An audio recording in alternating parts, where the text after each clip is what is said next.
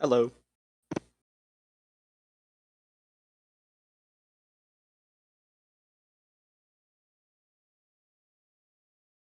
Uh, I used to actually play on Mentally Unstable, but before this, I played in the console gaming league in the Better Academy, mostly in Diamond to Masters tier. I went to casting for a bit during off season because I needed a little extra money. Headhammer paid out.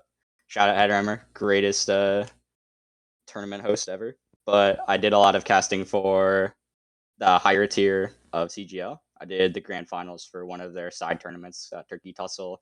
I did a few BA matches, BA grand finals, and CGL grand finals as well.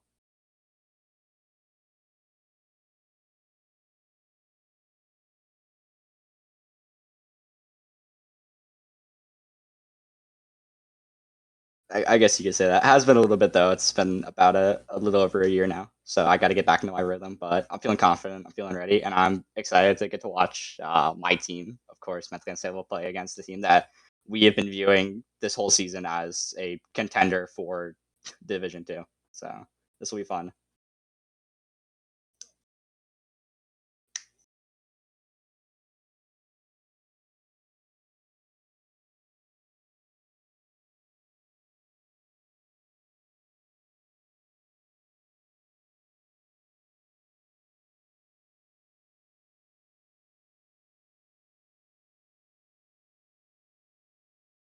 I'm really excited. This team has had a lot of revamps. We've had to add some new players over the course of the season, but I feel like with this roster, they have found their footing, and I'm excited to actually get to see them play live. This will be my first time watching this iteration of our roster play.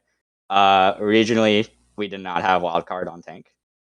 He was playing hit scan, but we had to make some adjustments. We found him to be the more confident of tanks that we tried out. I'm glad that he's able to fit into this roster, and he's been leading this team very well in scrims, from what I've heard. Matches has been we have a little bit of down, but I believe with this team, there's a very very bright future, as long as they can make it past this first round.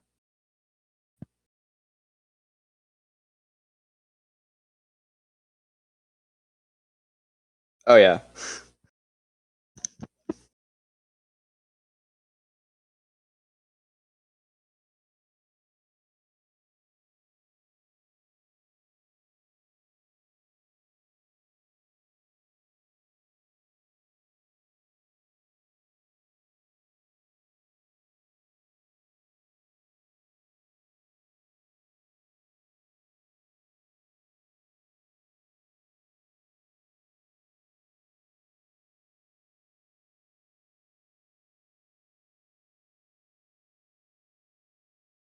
I believe there might be a bit of an error with this lineup, but I might have misread that.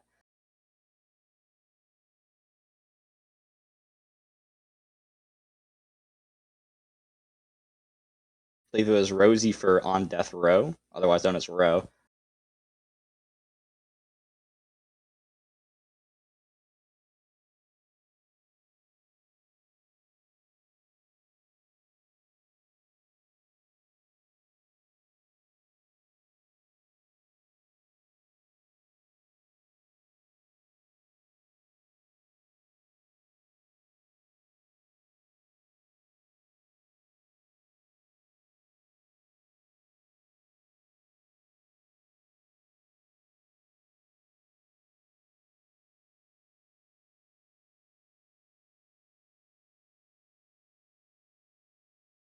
I remember the first time I actually watched this team play live. It was a banger 5 map series.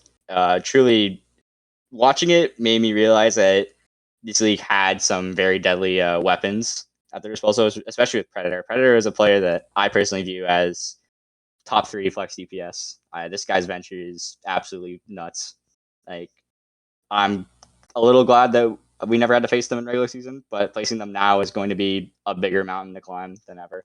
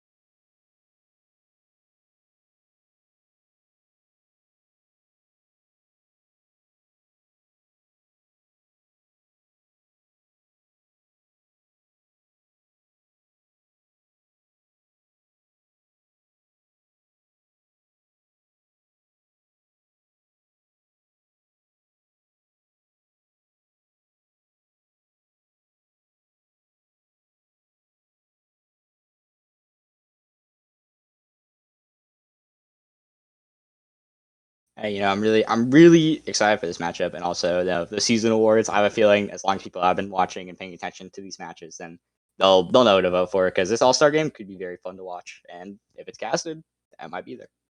Who knows?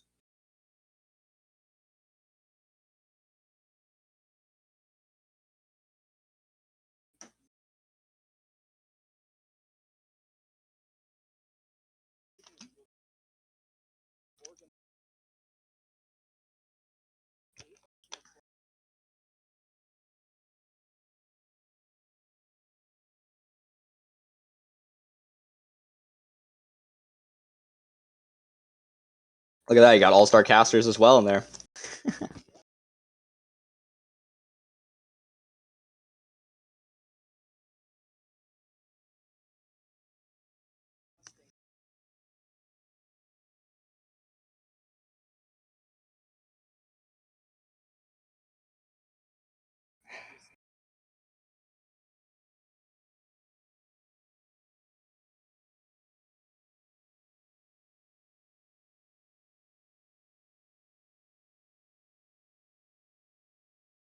No, this map really provides for a lot of variety in team comps.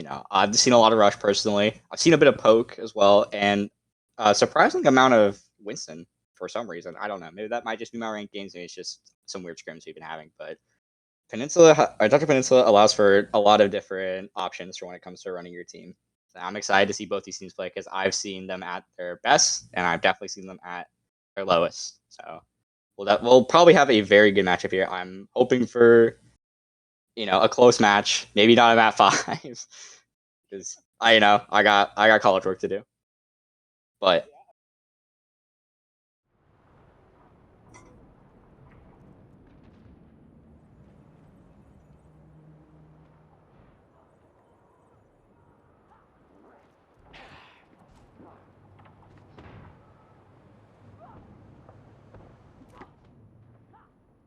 Five, 4, 3, 2, 1. Round 1. Capture the objective. and just like I said, Predator on this venture now is going to be a big threat. As long as you can contain this venture, watch your flanks, you should have a fine time. Especially with this comp, you're looking to play very fast pace with the Junker Queen. Get in there, execute quickly, get out, set up for next fight. And it looks like that's what Mentally Unstable's trying to do right now.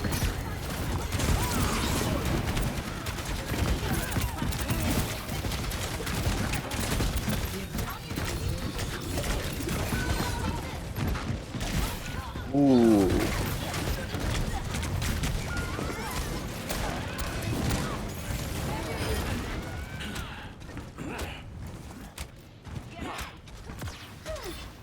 Much better. The name's Carson. Greetings.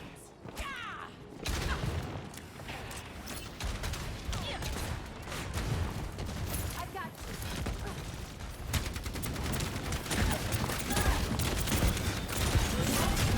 Yeah, that was just a really unfortunate fight for peek me there. Your Orisa just immediately goes in trying to find something, and there's a lack of follow-up there. There could have been a potential pick onto the Junker Queen, but it wasn't there, and they were able to get bursted down quickly. You see the back line of Mentally Unstable falling really low here, as the Orisa is looking to try and find a spear onto it. He misses it entirely, though. Predator finds a big pick on the Upriser. Oh, no!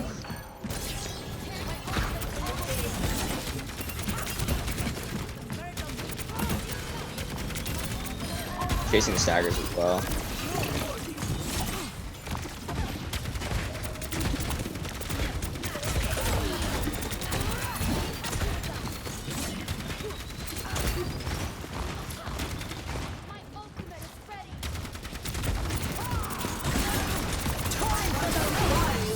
Looking for this result here. Oh, that's a big ult.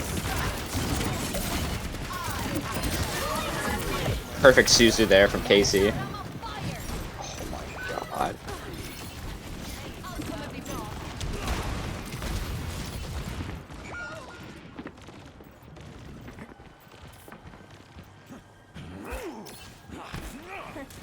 Hey.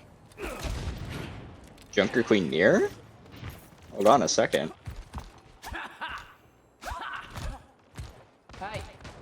My ultimate Bit of an interesting switch up. Oh, this is a diabolical angle. Surely they hear the hover. No, no, not like this. Not like this. Not like this. Oh.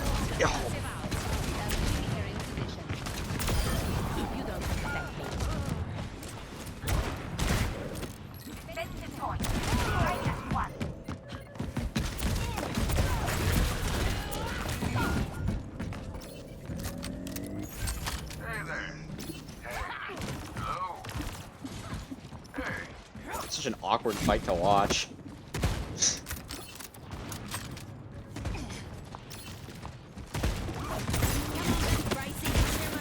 You're looking at a noon. Yeah, you're looking at a noon. This, you know, ability, I like to call it an ability more because this is just like a free reload, to be honest. Never really seen a high noon kill in a while, except for that one. But as we see here, Easy's going hard in aggression, trying to find anything they can. They find Upriser with the Pulsars. Not good for the or for the Juno, sorry. Or the Kiriko either, you know, you're the only one support. And it's looking like a cleanup.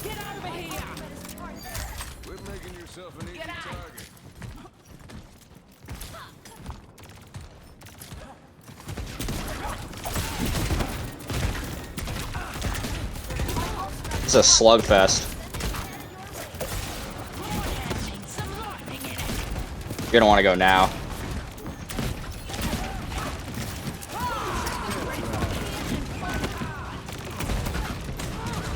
Oh, Upriser gets caught on the back line. That's tough. 96%. That's such a big Junker Queen ult.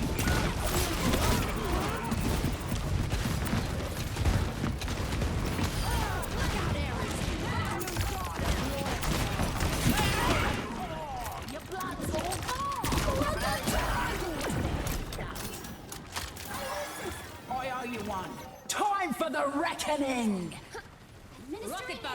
Such a tragic fight to lose. You know, you didn't rotate quite as quick enough to get your Juno into a safe position as Rendy finds the pick onto Upriser. Basically a death sentence. You know, you're down to just your Kiriko. Even if you have ults, you're lacking the support from your Juno. You're lacking the speed from your Juno. The potential for free kills from the Juno. You know, Juno does a lot, actually.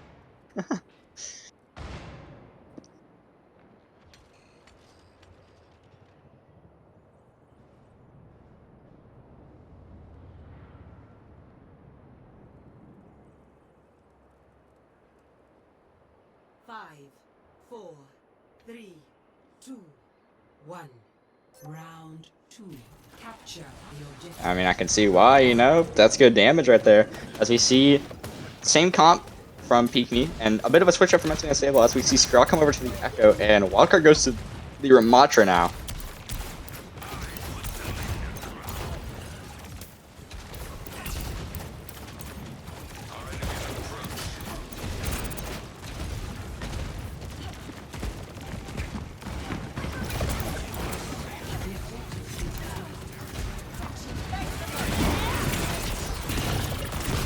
It's gonna be hard to find a pick in the middle of this. The Ramatra just beating down on you. As we see.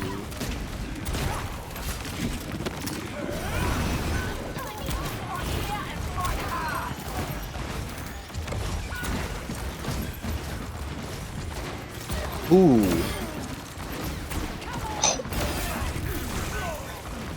Oh my god!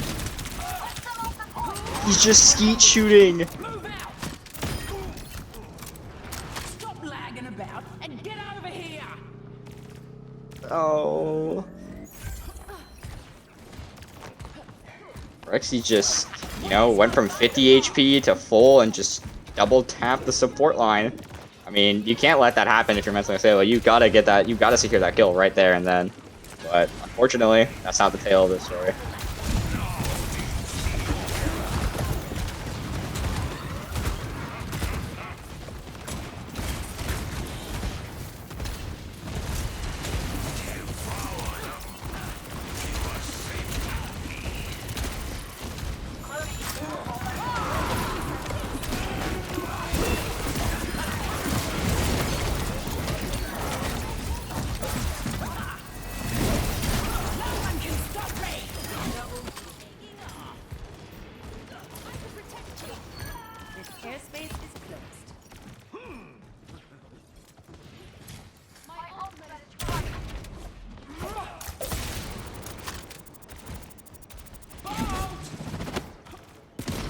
They're just they need to get onto this Brig and this Juno now. This is their big issue. Is that these supports live way too long. They have a fight where they almost get a clean fight in, and then they let the cast live because the supports are still alive. And as the barrage gets traded out with Upriser, Scraw finds the big and the copy onto the Queen here. It's a big copy, running it down onto Simcoe in time, gets the kill. Looking for the Queen ult onto Rex. It's oh my god, it's a massacre in the back line. Time for the reckoning.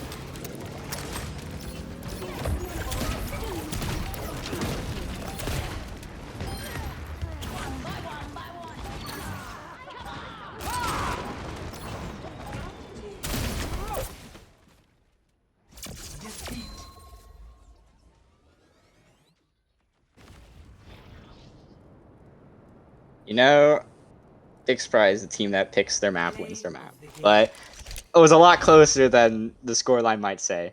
I will say the biggest problem right now, at least I'm noticing, is just the lack of confirmation on kills. The comps that these two are playing, relatively similar in core and style. But the main difference I'm seeing here is there honestly just looks like a communication difference. There seems to be a clear difference in who's being called on the side of Peek Me and who's being called on the side of Mentally Unstable, and how people are following up with said call. And, you know,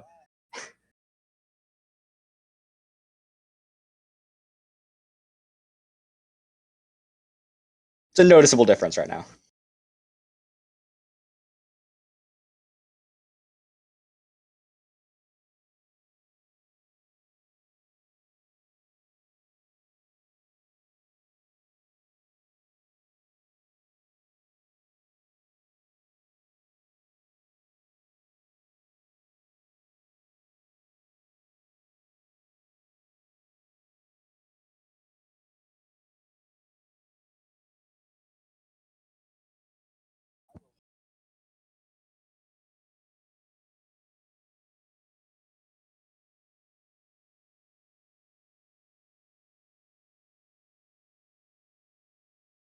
Yeah.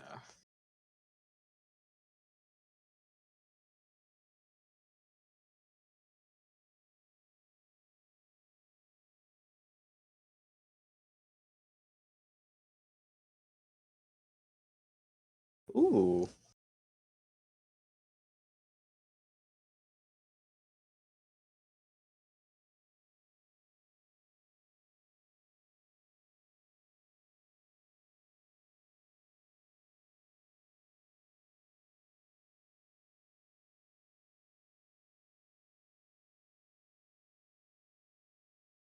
You know, Midtown's a very one of the few heavily defender-sided maps, in my opinion, at least for hybrid.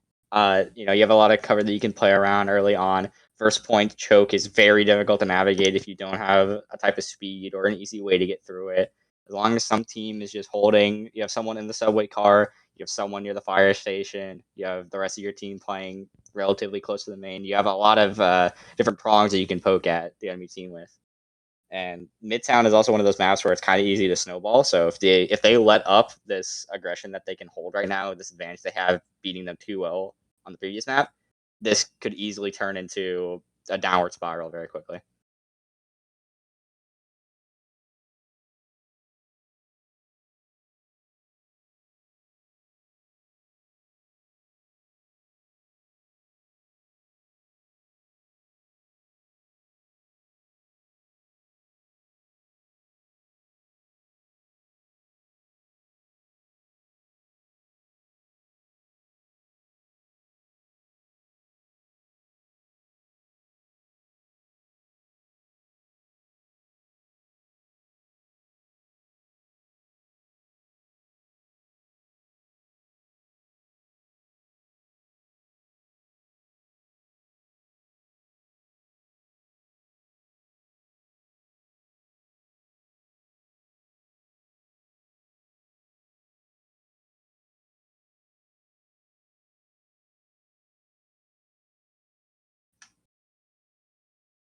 Bob is such an interesting ult. You know, I feel like whenever I play against a Bob, he's there for an entire 2 minutes and 37 seconds, just staring me down. And then I throw out a Bob. Yeah, he's just gone. I don't know where he went. Took vacation, I guess. But yeah, honestly, Bob can be a very fight turning ultimate. You know, at times I can see it just being used as a contester or just an extra body to have to be aware of. But you know, there are times where Bob just, Bob does Bob things.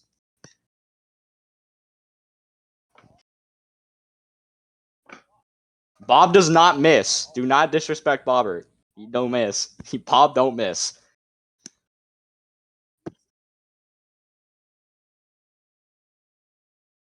Whole team's gone.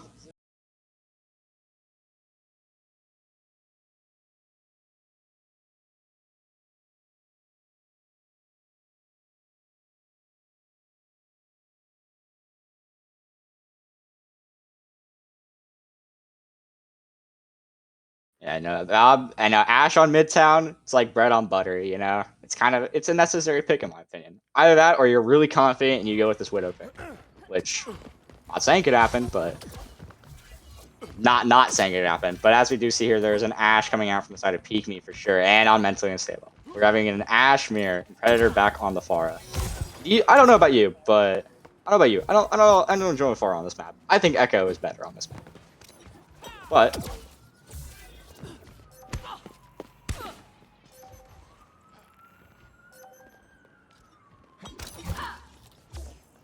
not much has changed, don't worry. 3, 2, 1. Attackers incoming. Defend objective A. They're going for a very heavy poke comp here. Like this is traditional. I do think it's better though with this map to have the poke, or maybe even just a really aggressive rush for the defense. But you know, poke always works as long as you can maintain your tank. Keep them up. That's your frontline presence right there, and then your DPS can do what they want afterwards. You see, Wildcard is getting very caught out here, almost dying, getting saved luckily, and it's kind of hard.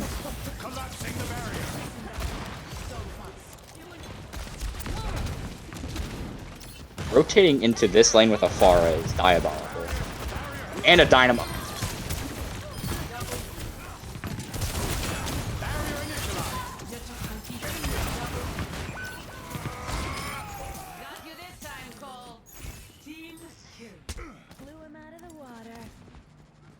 You can just call him Sarah. I'll just call him Sarah.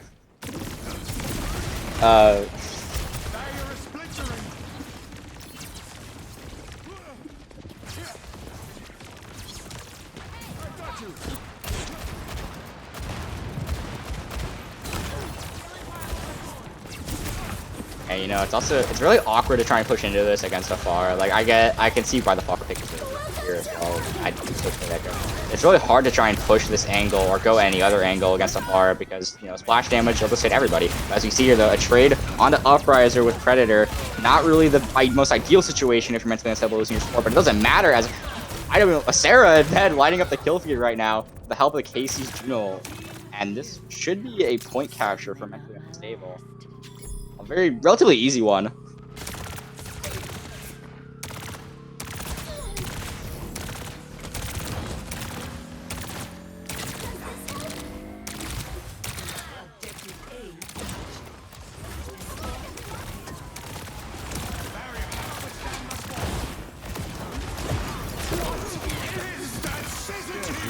Now we see the Flux coming. This is, a 3-man Flux.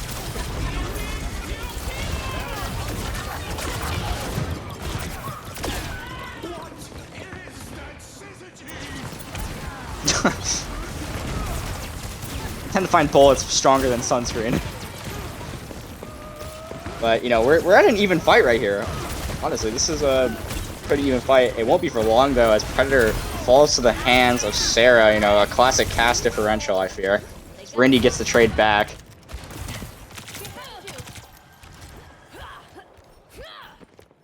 You know, I didn't really catch it much either, but he might have. Well, you know what? Let's just say he did for the swagger points. Good job, Rindy.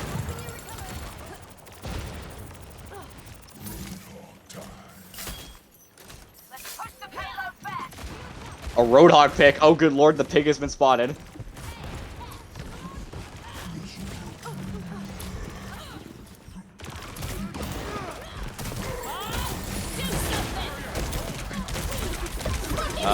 I believe Casey is in fact on console. I will, Oh my god!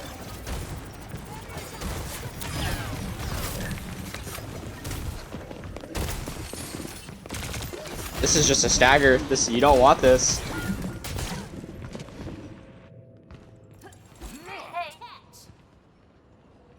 I mean, like, what just happened to their DPS? I swear we went over to their POV for 1 second and their health bar just evaporated. Like, the power of Juno, ladies and gentlemen, do not step into the orbital ion beam. Oh my god!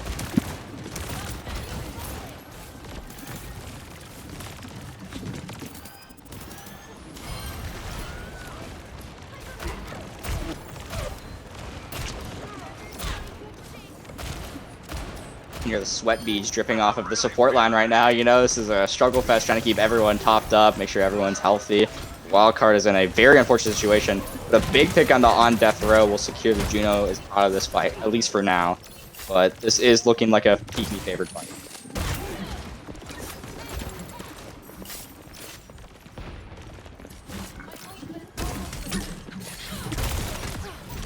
Oh no!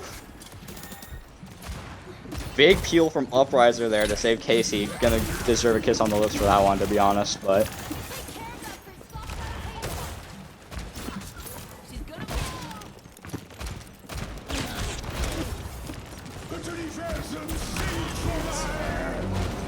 A big flex. Reckless is dead. Oh. Yeah.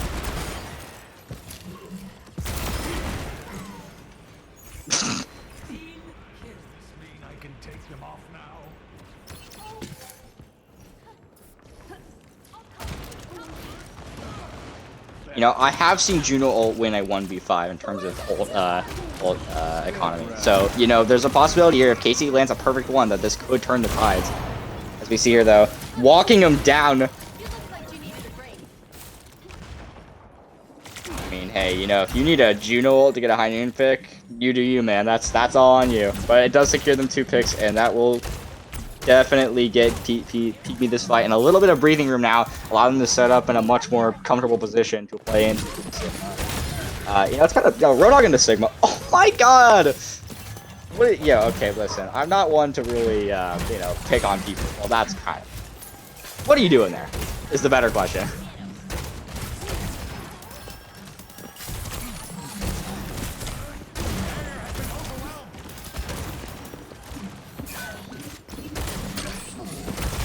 Damn.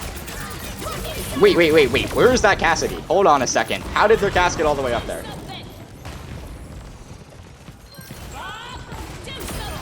It is, in fact, over, Anakin.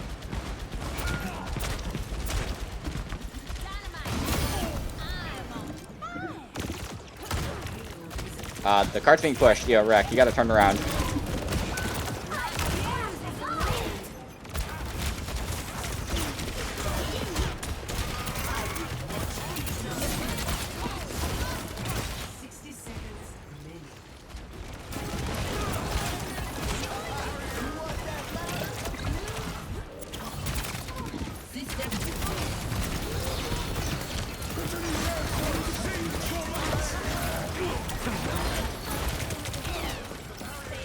Oh, big 2 dynamite. Oh my god, finding the support line.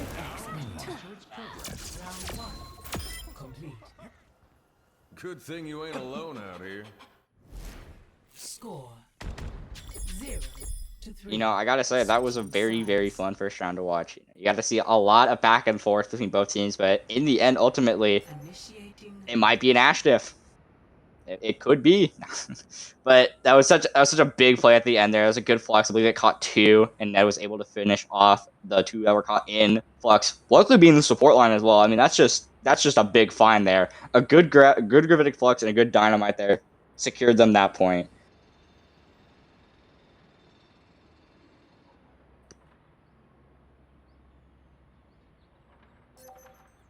Ready for battle.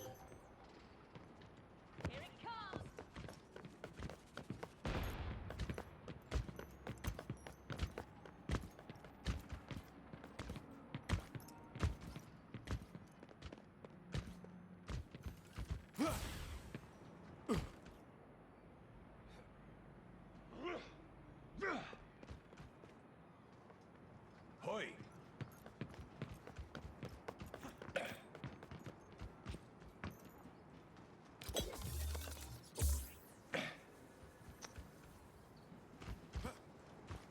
5, 4, 3, 2, 1. Attackers incoming.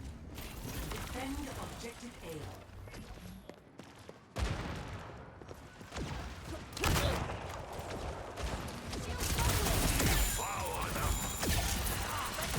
Are they gonna try to take Hydrate? Nope, they're gonna be taking main. You know, I like this Ramattra comp pick here. Now, this allows for a lot easier push through the main checkpoint. Ramattra, you know, it takes a lot of the frontal damage. You don't have to worry about the shield too much because he is the shield. You know, it's just him. As we see here, though, trying to take the same approach that Mentally Stable took, and honestly did it a lot better. A lot less damage potential because there's no bar to poke you in the alleyway. As Ned gets triple hit by Reckies. Unfortunate, KC chase it.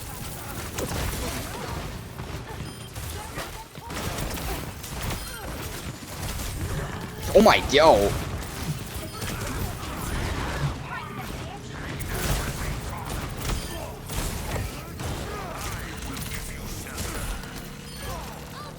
Greetings. Hello. Objective A captured. Escort the payload. I mean, I've just never seen a Bay hit that. I mean, that was like 8 icicles hit in a row, a headshot onto Ned securing the Ash kill, a lot less damage potential output for Mentally Stable, and a forced backup. Also getting Casey in it too, you know, being down 2, and then one of them being your supports as well is just not a position you want to be in. As we see Rex is hiding in here, trying to get this Blizzard off, it looks like. Really wants it. Oh, that's a big raw melt.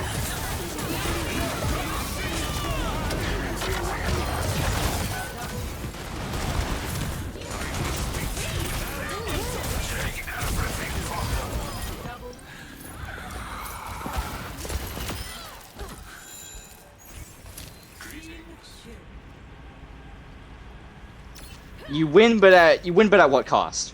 You win, but at what cost? You know.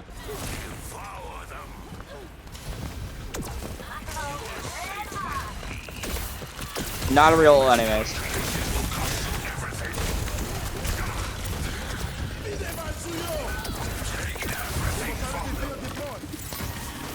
Ooh, a big pick on the Predator. Just backhanded the May of Reckies there. Just I just need I need someone to clip this Upriser hitting the 180 backhand just straight onto Reckies. It was beautiful play there. I think that was a triple headshot into the punch. Just to say shoo, get off me, you bug. But yeah, you know, I'm seeing Ned back here with the Bob now. And Predator switching over to this Venture, which I think is going to be a lot more beneficial for him. He's been struggling on this Ash pick, not really able to get into an angle where you can find the damage he needs. But this Venture, you know, this is truly his strong suit.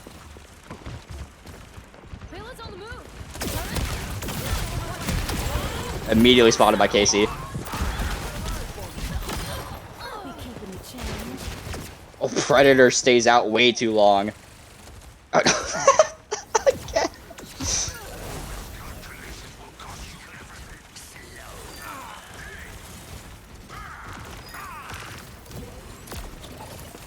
This is a guaranteed tap, but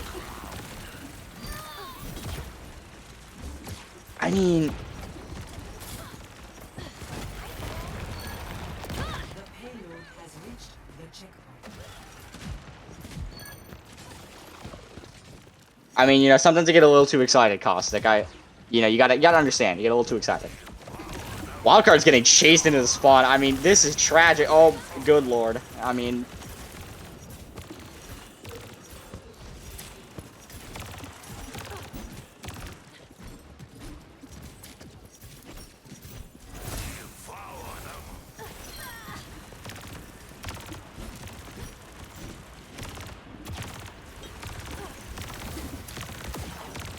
Oh, the myth foretold has come to reality. Netiage on May.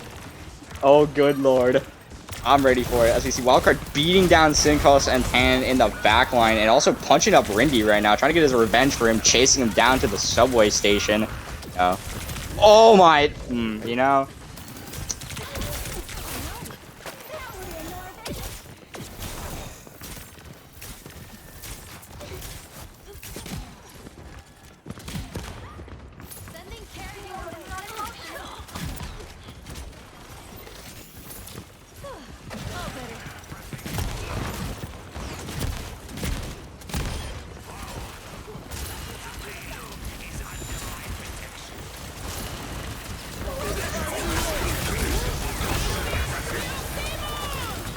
Oh, Uprisor gets found out first.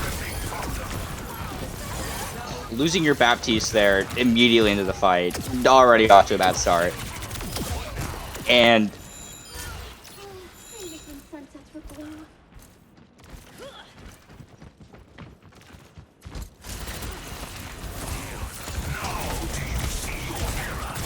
yo, someone help Uprisor. Come help your Baptiste.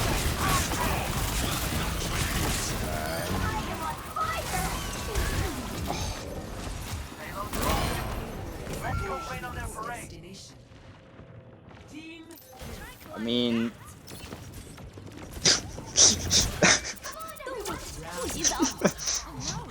mean, this May pick from Rex is just finding Ned's number in every fight. I mean, what else can you say? You're down at DPS at all times, pretty much every other fight or every fight consistently.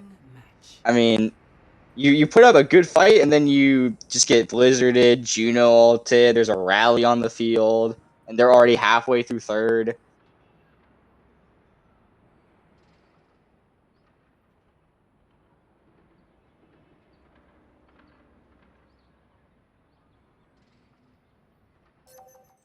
Ready for battle.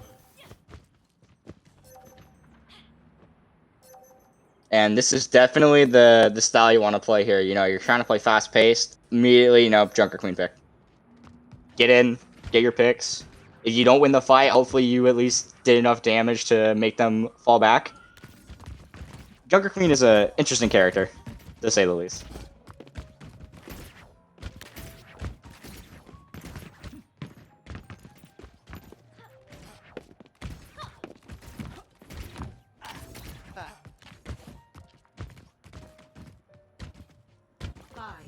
I'm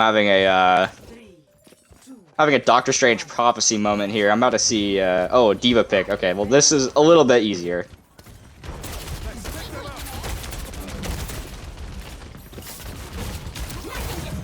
Yeah, just preempted Dynamite, try to catch them on the rotate. Oh.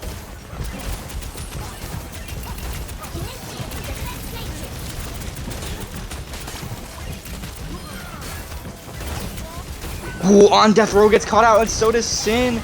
I mean, you lose both your supports off rip. Uprisor with 2 picks on the Lucio. Yo, Combat Frog inbound. 3 picks. Can we get 4? Ah.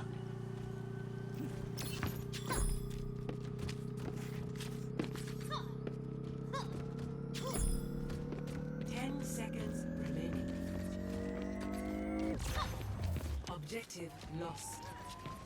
Stop the payload. Overtime. You're thinking about it. Might be the cast. It could be. Oh, Rissa pick.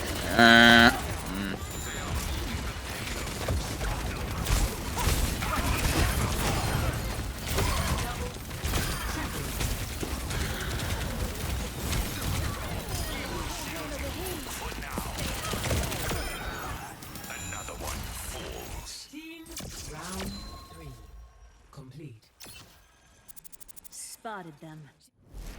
Score 3-4.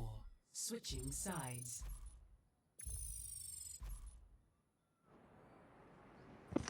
Initiating match.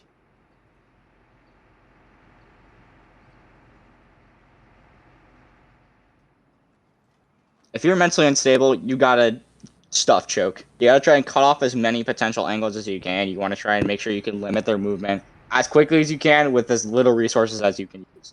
Just you need to be there, and you need to make sure that they just get pushed back. Ready for battle.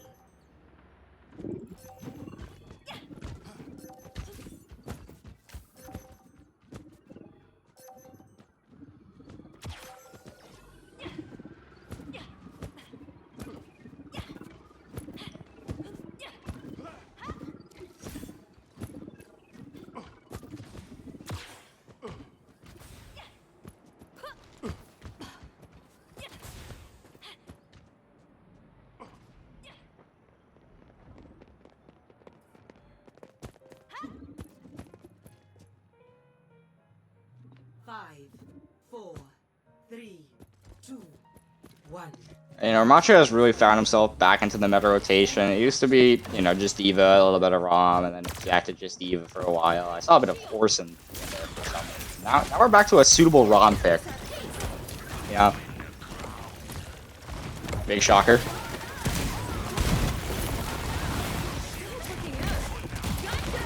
Right back down to the alleyway.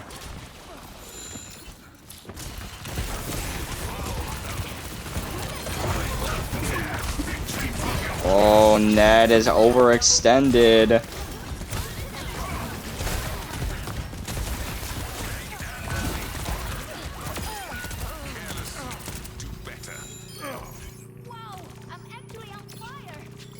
There's a chance that they can get back into this fight and try to contest a little bit, buy out some time. You lose 2 there.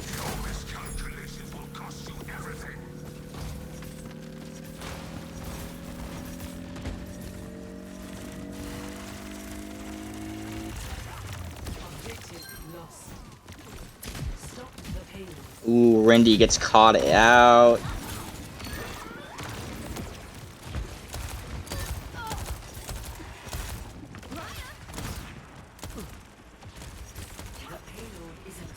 It seems that it's going 3 meters off, having a whole 3 meters here.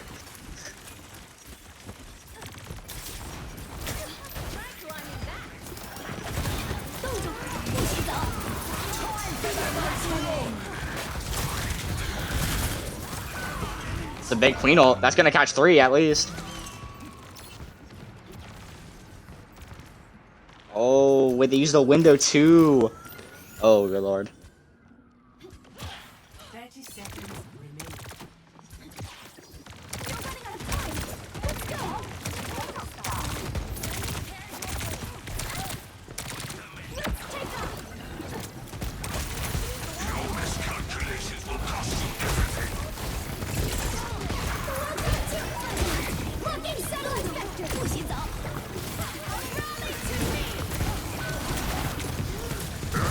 Oh, Andafro gets locked up in the blizzard. Oh no, this is bad. Picks are getting traded back and forth.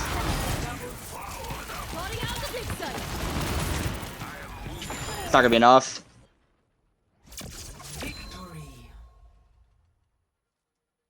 You have such a good fight there. It's just you over ulted in the previous fight. You could have held on to maybe 1 more, and you had either a window, possibly a noon at the end there. Ricky gets to play the game on the Ash. Good job, Ricky. Good play, honestly. Yeah, 5-man dynamite. But you overuse your ult. You overstep what you have, and it costs you the next fight, the one fight that actually matters in the entire round. But it was a good blizzard. It was a good attempt. Tragically, though, Pygmy will be taking this 5-4 as we go up 2-0 now, heading into Flashpoint. If you're mentally unstable right now, Caustic, what are you looking to change? Just is there something in the comp? Is there maybe something that you need to do as a player individually? You gotta find something here.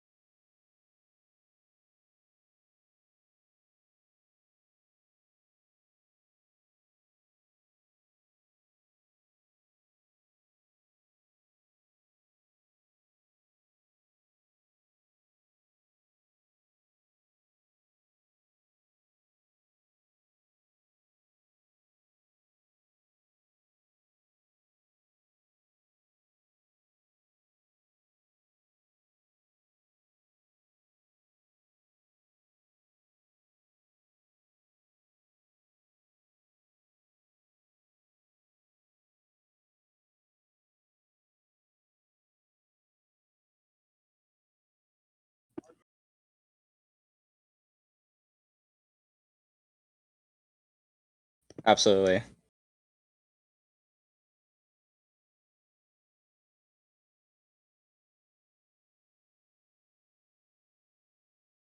The best you could realistically do is just mirroring what's meta right now, which is a lot of May. There's a lot of Ashe being thrown around still. Tracer's always a viable pick in a lot of scenarios. But right now, I've noticed at least it seems that Mental Stable is just taking a little too much, a little more than they can actually chew, biting off more than they can chew. And they're going into these fights, they just won comfortably, and then the next fight they just end up using everything that they have. And then what do you got for next fight? It feels like somebody is aware that they have ults, but no one's calling out that they shouldn't be using this or that. Or at least people are using it and they're not going to say they're using it. I mean, down to it so far, it's been really neck and neck mechanically. Like everyone's been winning their ones, everyone's been getting their picks, everyone's been having clean fights and scrappy fights where they get lucky.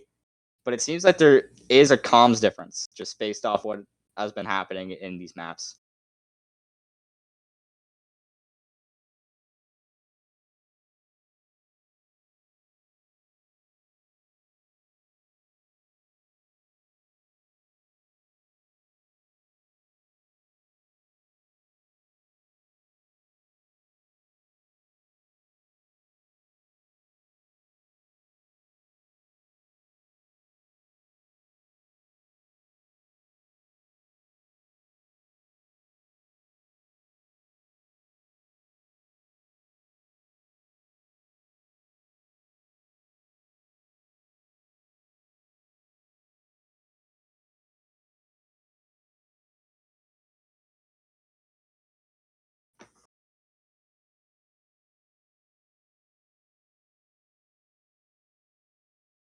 Especially when you get higher up into these tiers and these areas of play, you really need to expect a lot more from your players. And while everyone has been performing absolutely like beautifully in their own right, you do gotta wonder what truly is going on if you were to, I don't know, hit a comms check like they do in other leagues.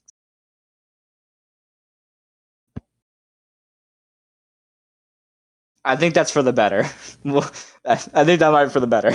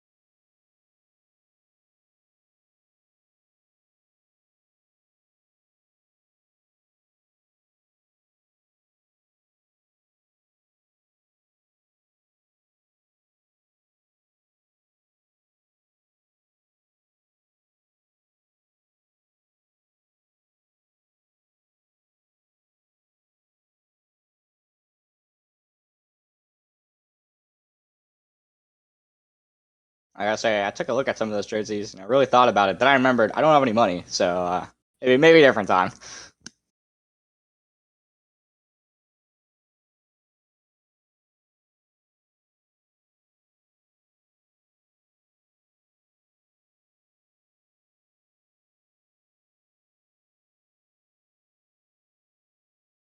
Hey, I wouldn't mind a jersey or two.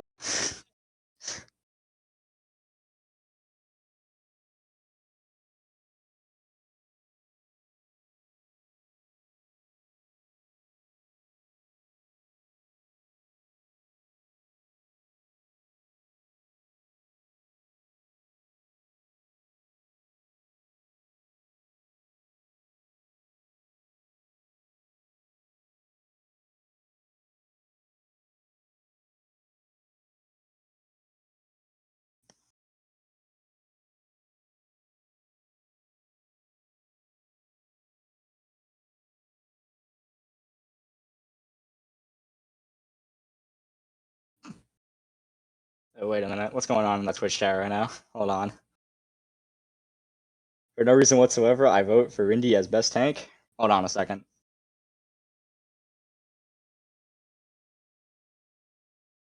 Well, listen, you know, all I'm saying is, you're gonna talk about yourself like that, do it from a different account.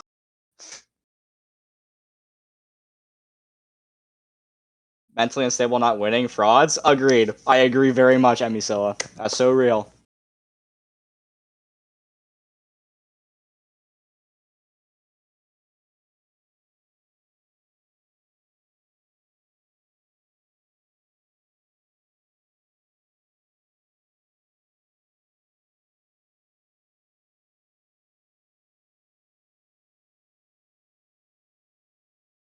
Oh, really?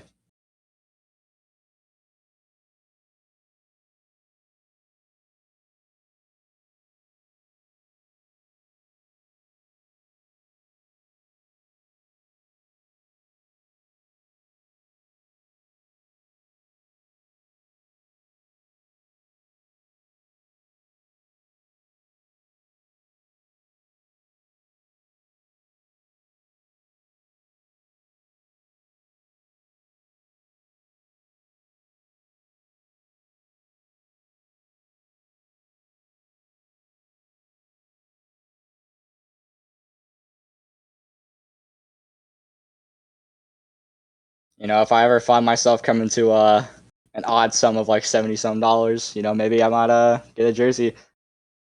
We'll see.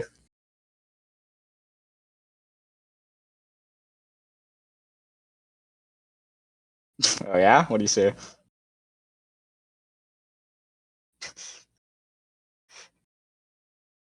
Use code Rindy at checkout.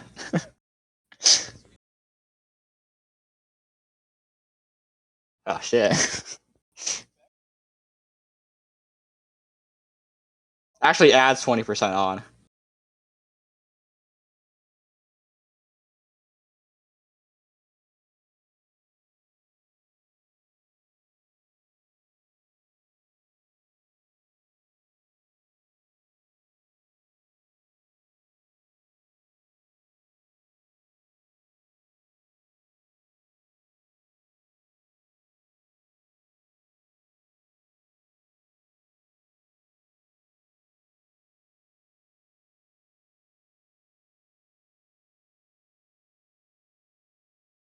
That would be a cool thing to see, honestly. You know, the winners of divisions getting promo codes. That could be cool, but that's probably a more future thing, of course.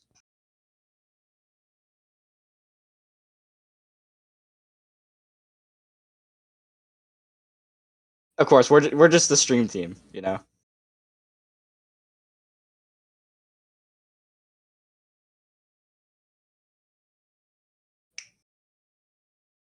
I personally love Suravasa. I don't know about you, but this map is pretty fun to play.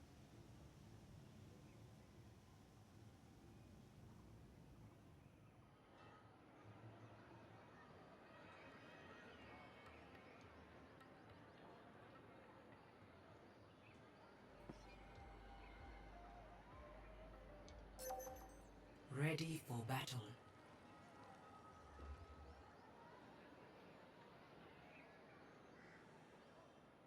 Oh, absolutely. I mean, I feel like there's a very clear difference. Suravasa is better, but you know, that you know, who's to say anything? No, I mean, it's a personal preference thing at the end of the day. Each their own. It seems that oh, good lord, the busy swap.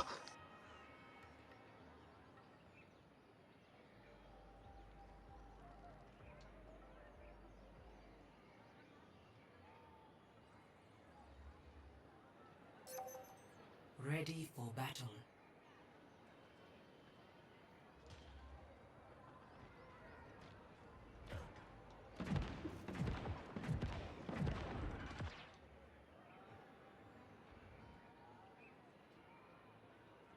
These are some interesting comps to look at. I know I'm seeing a ball comp right now. I haven't seen ball in a good while, except for my great buddy who plays ball and Zen. Ball is an extraordinaire. Oh, and here's the queen. Never mind. Get my hopes up for no reason at all. Initial flashpoint marking. Don't worry, the same thing happened to me in CGL and BA.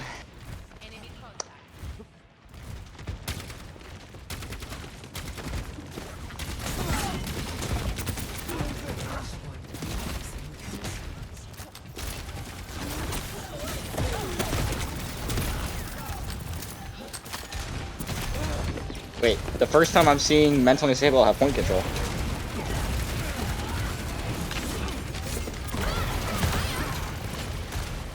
Oh!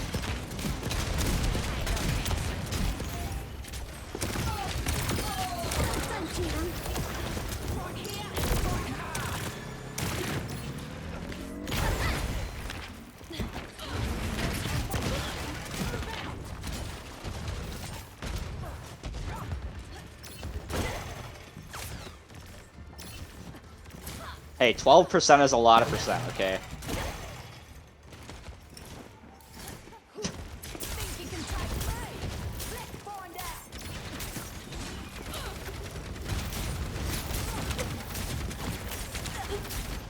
Direct looking like Chris Kyle out here on the Mei, just hitting every shot imaginable when it's necessary, except for now missing on that. I mean, that's just tragic, but, you know, we pretend we don't see that.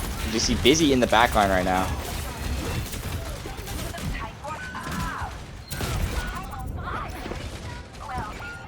Wildcard finding 2, oh my god, with the Orisa, the horse pick.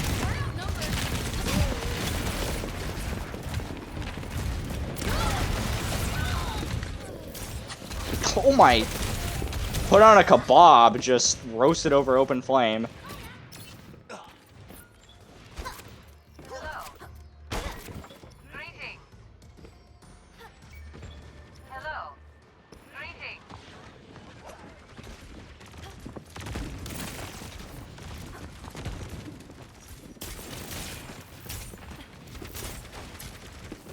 That Juno ult counts for 3.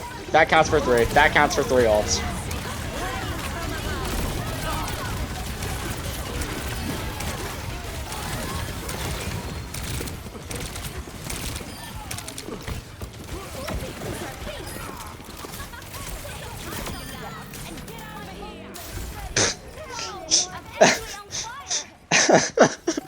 He just said, put the barrel up to my face, please.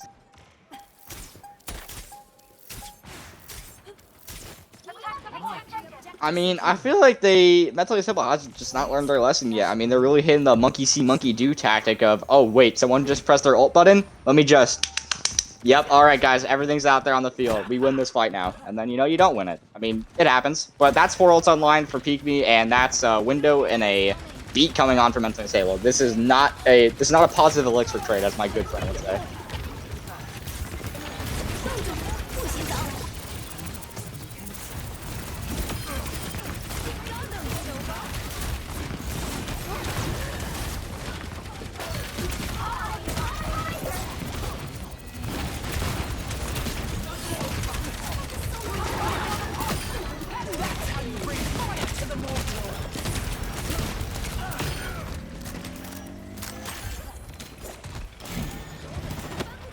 I mean, Casey just died 2 times in the same fight. What are you gonna do about that?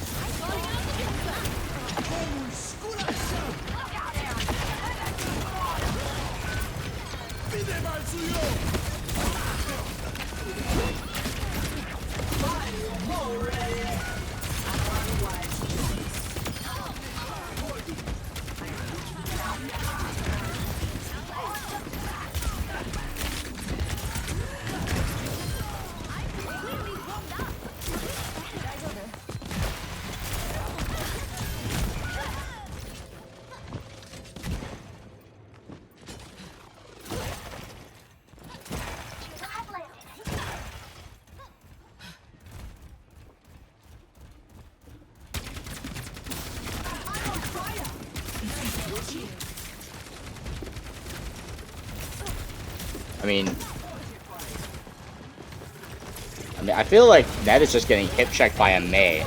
You know, it's not really a whole lot you can do about it. You're trying your best to take these off angles, and then there's just boom, Rexy's just walking at you.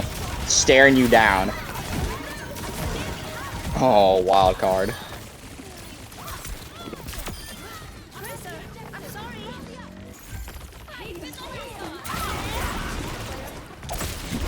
I mean, you know, I would apologize too if that, if I did someone like that.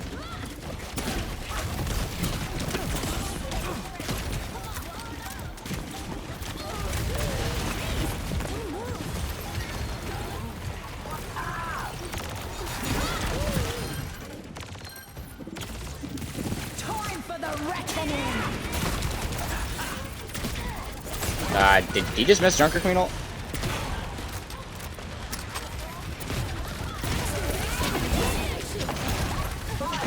Oh.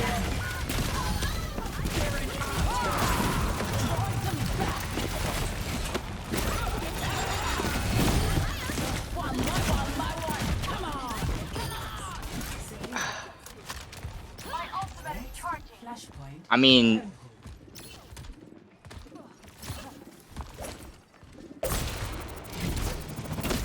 you know, I'm looking at this fight, right, from Rennie's POV, and he's just a giant walking target, and everyone is just like, wait a minute. Let's not look at him. Genius!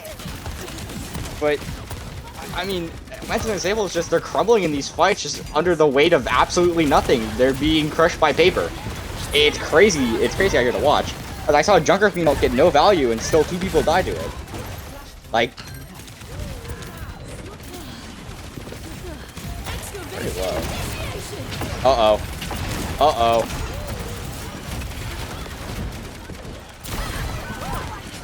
In way too deep.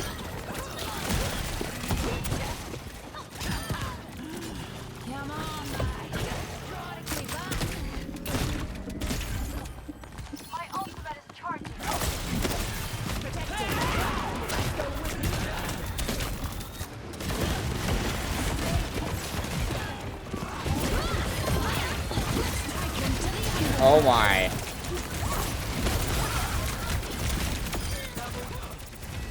Triple kill. How many of you drongos are there? Smack. Team kill. I need a thunderbolt. I mean, that's just unfortunate. You know, you're trying to take that fight, and then your Venture just gets booped up into the air, knifed, axe, just a whole brick thrown at them.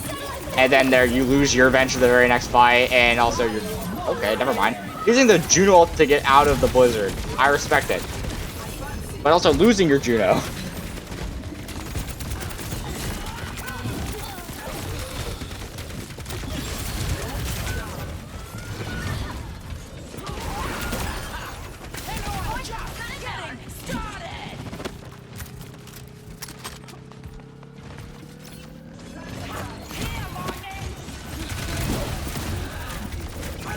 What is Junker Queen but not a glorified DPS, really?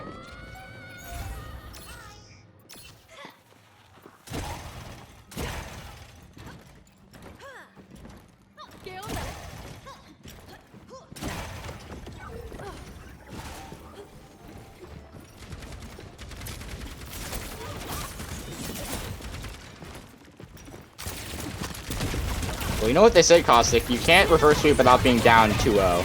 So... Oh my god, we got a little too active in there. Will not need it. I've never seen Rek lose these. I've never seen Rek lose these.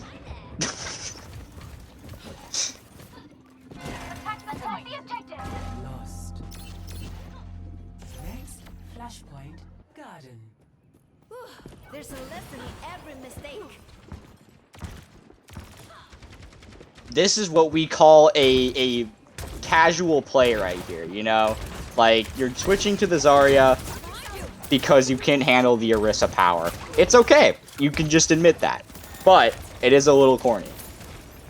Flashpoint unlocks in 10 seconds.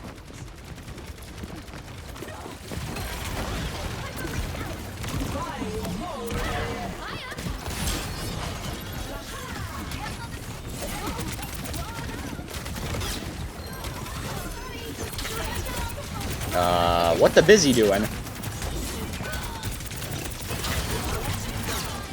Gosh.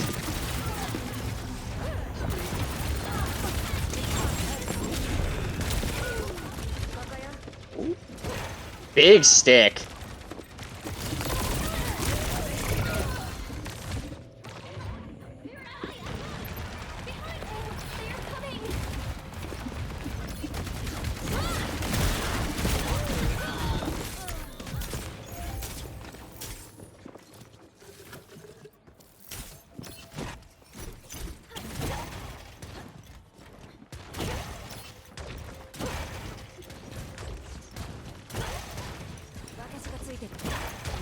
I mean, realistically here, if you just get a really good Juno ult here, it does not matter how the outcome of this fight goes, you're probably going to be stalling to like 60. So this is a win for Mental. Sign goes down in the backline inside of their own Juno ult. How do you die inside your own Juno ult?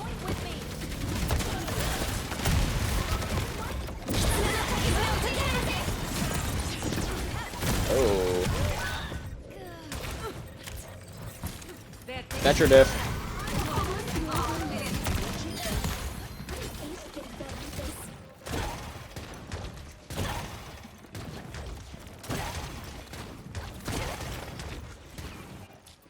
And you know, I mean, when you're coming into this fight now with only a grav to your name, basically, it's not even there yet, and the potential to get it eaten as well. I mean, honestly, if I'm in this position, trying to take this fight, try to just build ults, because winning this is going to be a bit of a struggle. Unless you can find a pick here. Busy already in the backline though, trying to find this pick. Kate, what is the Kiriko doing? Okay. That falls off the map! There's a tracer off the map! Oh good lord.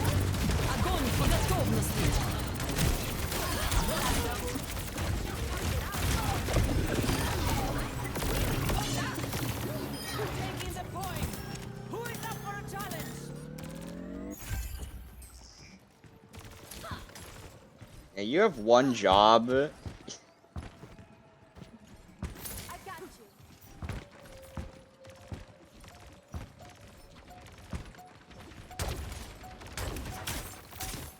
Yeah, you have one job as the Orisa, and that's to eat the grab. And it's tragic that you don't do it. Wait, hold on. This is kind of a little close.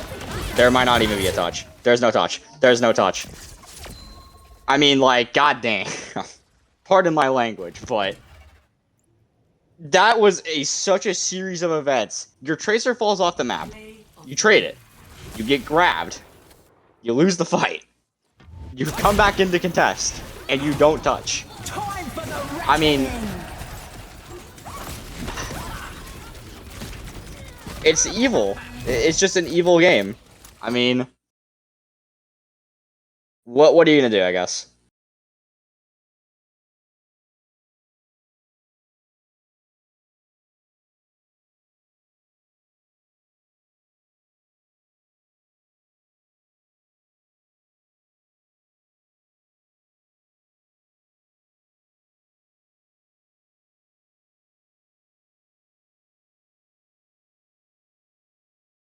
I mean, like, good wall. Just good wall from Rex. Good play overall from Beakney, but you don't, like, have someone set up for that? Like, wasn't everyone alive? I'm so convinced that everyone was alive for Mental Stable. At least the Tracer should have been. At least.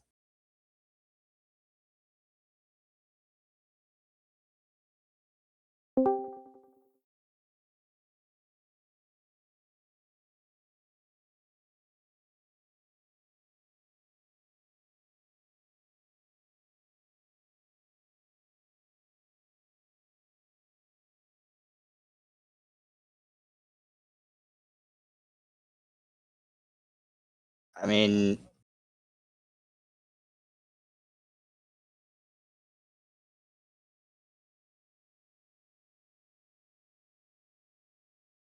well, you know, there's a lot of options to go from here.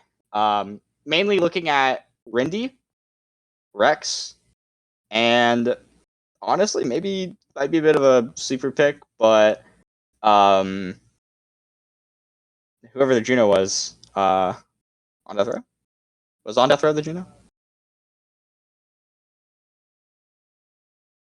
I believe it was on death row.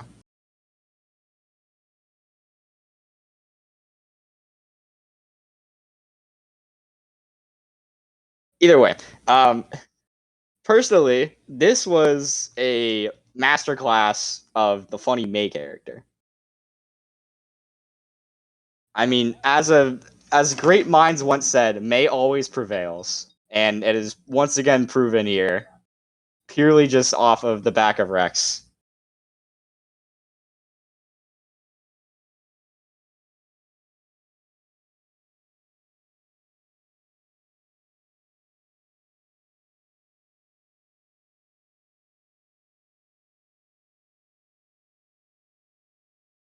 I mean, Rex had great icicle placement, good walls, very solid blizzards. You know, Blizzard is an ult where you don't really need it to be the biggest. You just need it to do its job, which is catching maybe a person or being zoning right now. It's kind of hard to get a solid blizzard unless everyone is just not walking. But I think Rex deserves the MVP, and honorable mention for Rindy at least, because Rindy was doing a lot of work on mainly their Matra and also on the Junker Queen last map.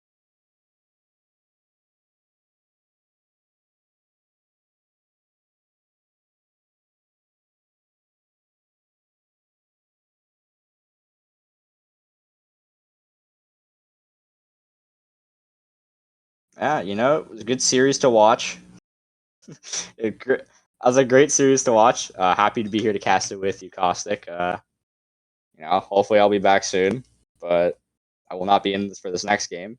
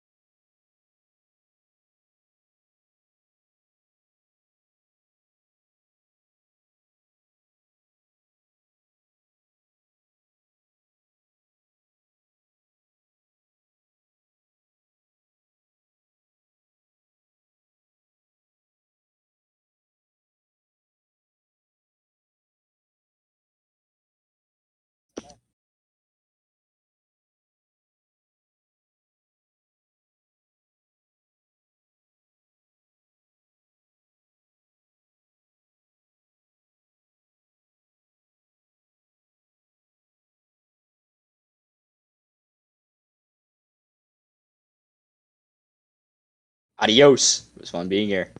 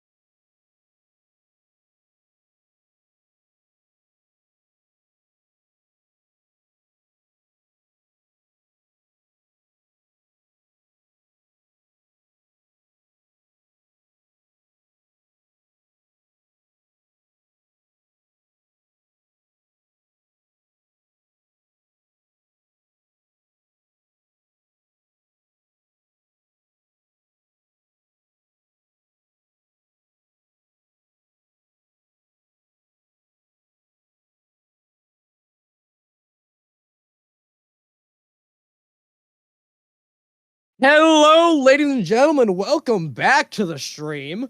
And like we Caustic and Withering mentioned, it is going to be me and Hydrate coming in for today's Div 4 matchup in the upper bracket here of the Div 4 qualifiers. How you doing, Hydrate? Do you have anything to mention real quick before we talk about anything? I think you do.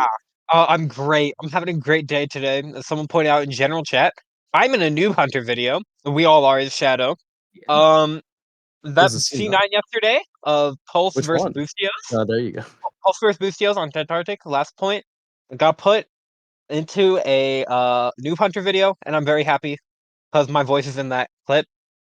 Go check it out. 2 minutes 25 seconds. Yeah, we're in noob hunter, guys. We've made it. We did it, ladies and gentlemen.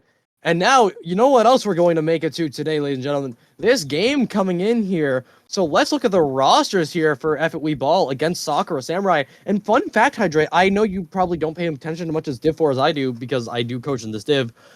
We going in for rosters here. I will mention what I was going to say in a second. But coming out for Sakura here, we have Jit Wormsley on tank, Crayon on flex, but for currently on DPS, Hottie, wrong Hottie, on DPS, and then Euro and Blood on the support lineup here. And then coming in for the side of FIWB Ball, we will have Zyora in for tank, GFL on DPS, Dr. Ligma on DPS as well, and then Caramel and Scrambled on support. We have seen this roster like just two or so weeks ago. But now, getting back to what I want to mention, Hydrate, these teams did play each other last week in a 3-2 affair where FIWB did win, so we could see the tides turn this week. I don't know. Qualifiers, anything can happen, you know? Another thing is that, from my information, Sakura got reverse swept by FIWB. Oh, we almost had a reverse sweep last night, and we saw what happened in that game. If you watched last night, we had a potential reverse sweep for dude from Gold Lotus. Did not happen, but apparently there was one last week from FIWB. A very strong team in Div 4, number 1 in the standings, and Sakura is actually near the bottom here. So the fact that happened last week is very interesting. So maybe we could see something akin to that this week as well. And going into map 1, it will be Ilios. Hear me out, Hydrate. Roadhog. I mean, it is Div 4. We saw it last time we casted Div 4 with Shan. And no, not Shan. Who was it? Who were they against? Oh god. I forgot names. I voted them for MVP. Just wasn't it Valkyries and Wraiths? Yeah. I think it was Wraiths. It was Race. Yeah, it was their tank. But I just don't know names because I think it was like J or something. No, it wasn't Coastal. Coastal was the Reaper. It was someone, but we saw Hog on this map, and I was very happy because I like the Hog gameplay. Yeah. And it is going to be Ruins first, though. Not a very interesting one to start off on here. It's going to be FIWB Ball running a Doomfist composition, probably just going to be trolling here, so I will start off with Sakura Samurais, because that's the actual comp, I can tell. You have Cran Eater here onto the Ash, Hottie on the Mei, Wormsley onto the Ramatra, Euro on the Juno, along with Blood onto the Brig, a very standard Rambrawl comp, and FIWB Ball, they're sticking to this, oh my. Zyora's on the, oh no, Okay, come on, man! There we go, no. Play a real comp, please. Alright, Dr. Ligma on the Cassidy, Jeffy on the Torb, Zyora onto the Sigma Scrambled Egg, onto the Juno, and Caramel onto the BAP. A lot more folk-styled comp here into Sakura Samurai's we're all happy with the Mei here, so it might be interesting to see how this plays out in a really close quarters area like Ruins, where you can get a lot of these good wall engagements. How do you feel about that, Hydrate? I really like it.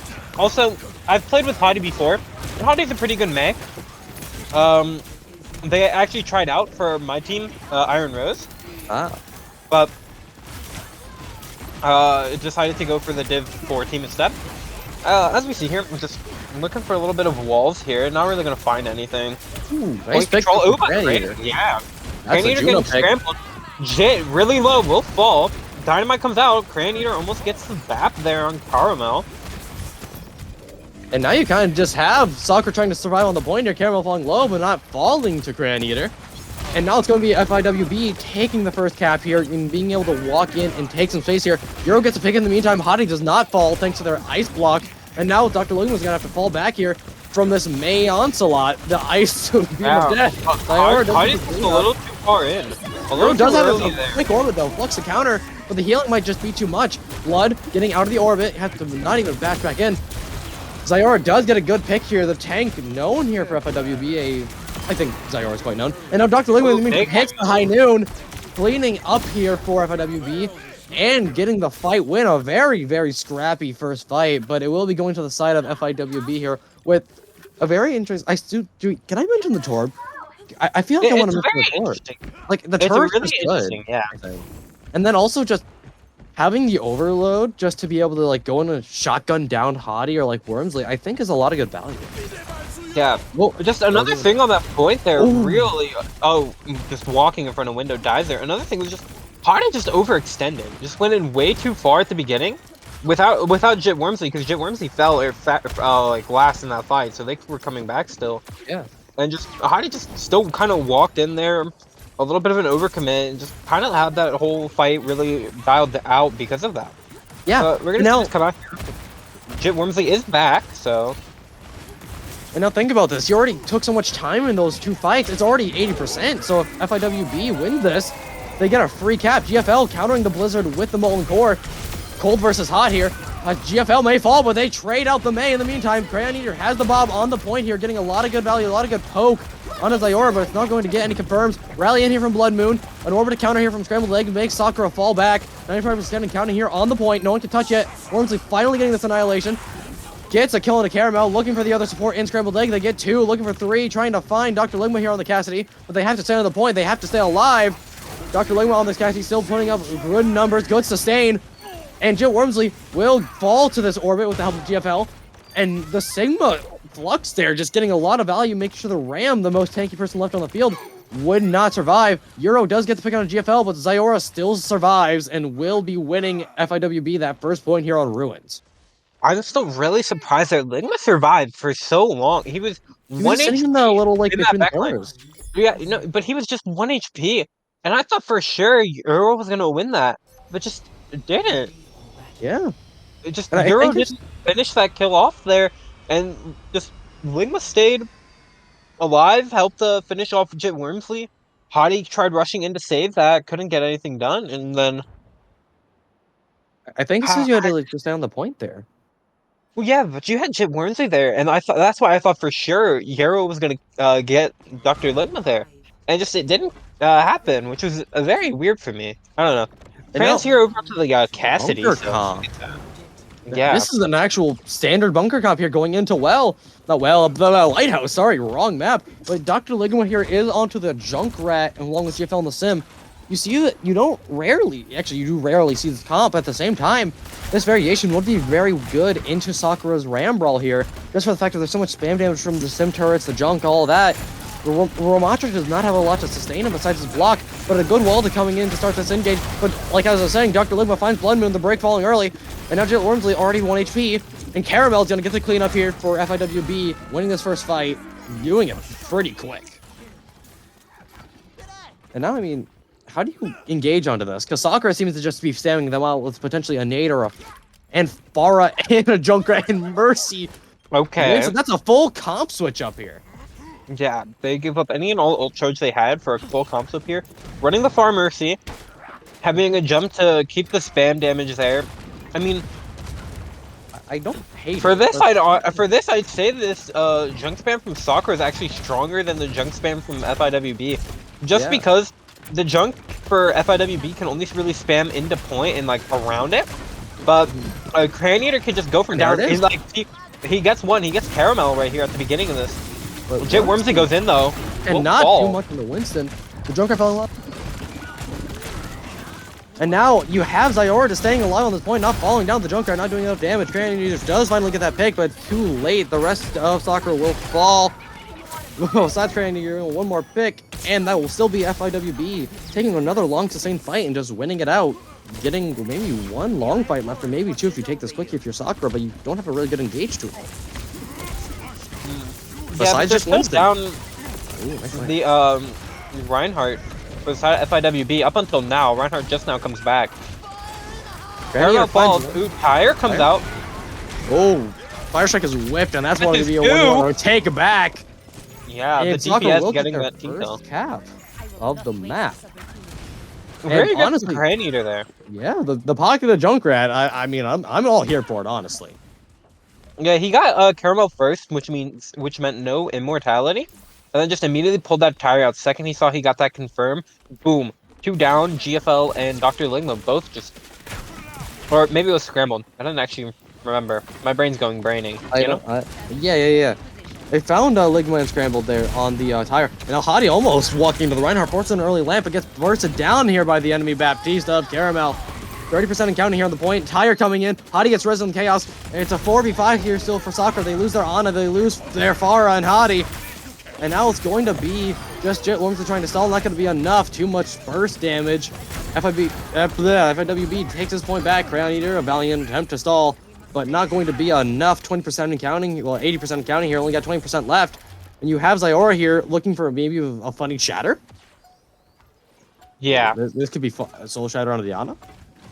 I mean, very interesting. No. There it is. Oh, Shatter? it's a sleeper. Oh, they Shatter. trade. I actually. Oh my. They're still going in for the Donna though. Not a care in the world. The line falls. Wormsley is nanoed going to the point barrage. Gets shot up on the wall and the rest of FIWB. Wormsley has this primal to stall. Is nanoed. In the meantime, the Farah gets rest here for Hadi. But the window is going to be too much damage. And it's just going to be this spam being too much to handle. Caramel getting the cleanup here for FIWB. And Sakura will lose Ilios on map 1 in a pretty decisive 2-0 coming in here to Ilios. Yeah. Just really good looking there from Dr. Ligma, GFL, Caramel. Of the game. But, I mean, like, there are some good showings out of Sakura. I think your Farah getting picked really early on that first bit where, like, he kind of just walked in front of all of them. Yeah. I think maybe he thought, oh, I can give up, I can get my barrage fast enough, but just hovering in front of that BAP who's been hitting their shots all night, not a good idea.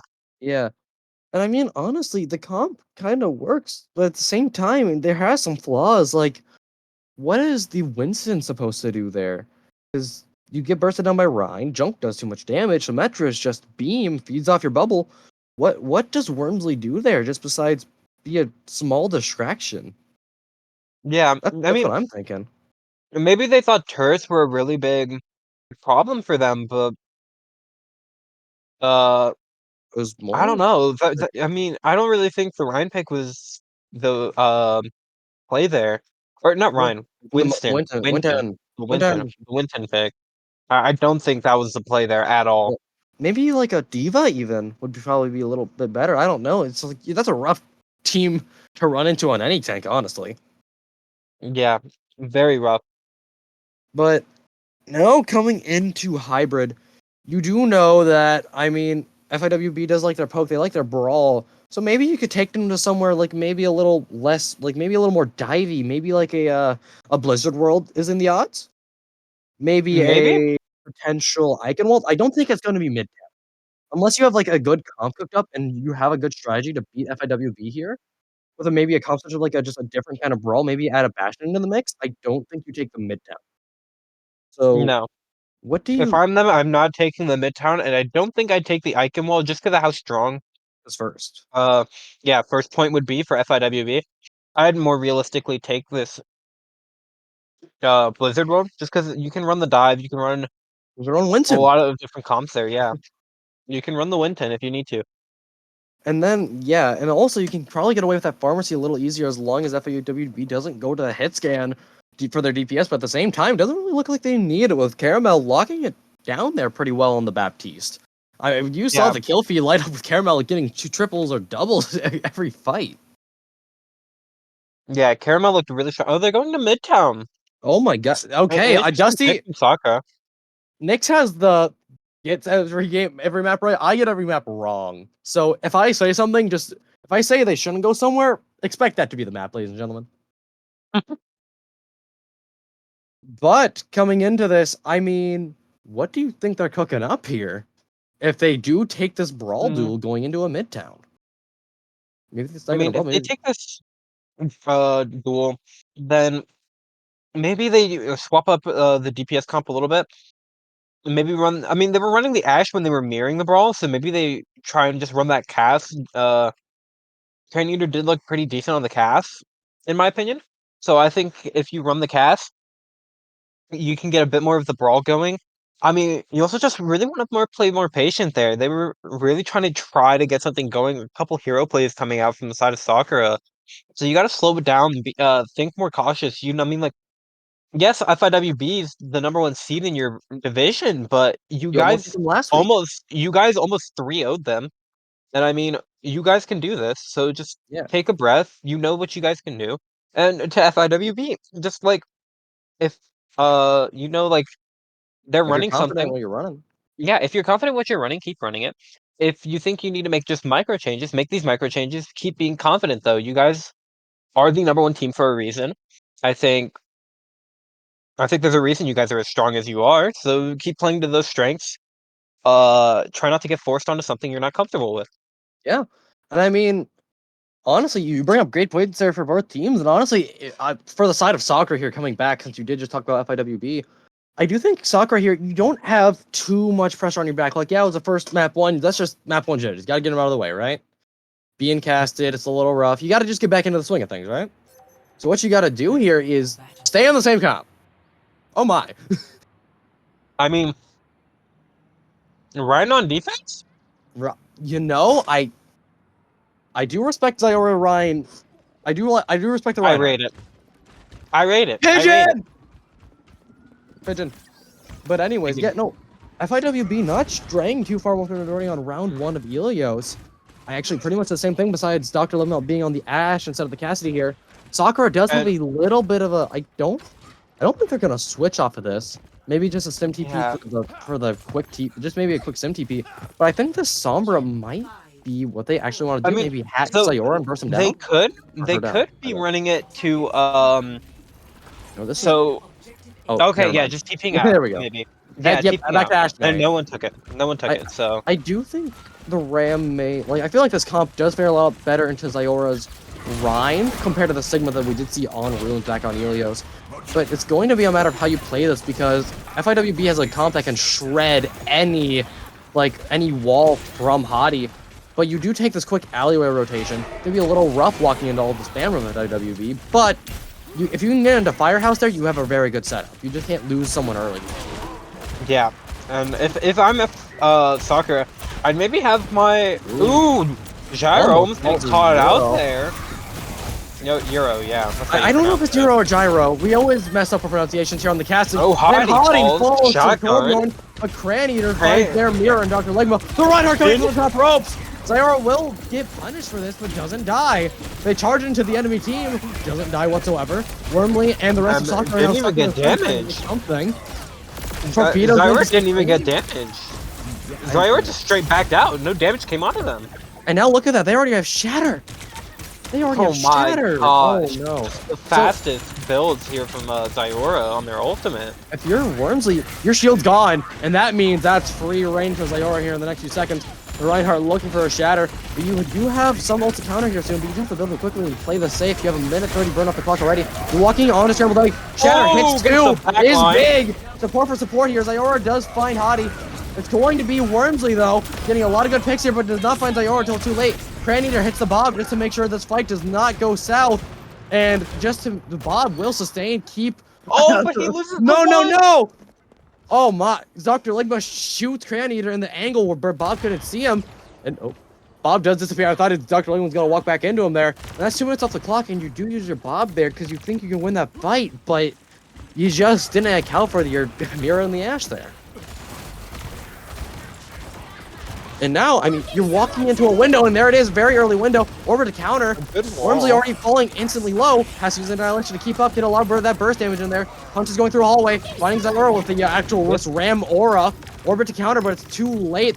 The rest of FIWB falls. Sakura will get this full cap here, forcing out both support ults here from FIWB to a very good invest. I mean, honestly, forcing a Ram, like a combo like that, for both support ults, that's very good. Well, Scramble just popped Juno down 3. Yeah, I don't get that. A very interesting decision there. I'm confused on if that decision was intentional, maybe a misclick, like fat fingering your Juno ult or something. Maybe. I'm just very confused on that decision to Juno ult there. You were already down your Rhine and your Ashe. or in your BAP. I'm sorry. Yeah. Wall And good to wall to Zayora. That's a great Bob wall, and but he Molten just Core to sneaks out. save the Reinhardt here. Bob does go down. Blood Moon uses the lamp. They get burned out by the Bob, just trying to trade him out. They do, but GFL's Molten Core does find Hottie. Double DPS ult there for FIWB, not having much left in the tank, but they do win the fight there, forcing Sakura to go back and burning a lot more time off this clock. And you do use the window there if you are Blood Moon. I know it's to burst down the Bob, but at the same time, I don't know how much value it truly got there. Yeah. So, oh, Zayora. I don't really know where the BAP ult actually was. I So probably I'm very I think confused near on that, where. not the tarp, but like you know the like little construction thing to your, like to the right of that screen there. I think it might have been there.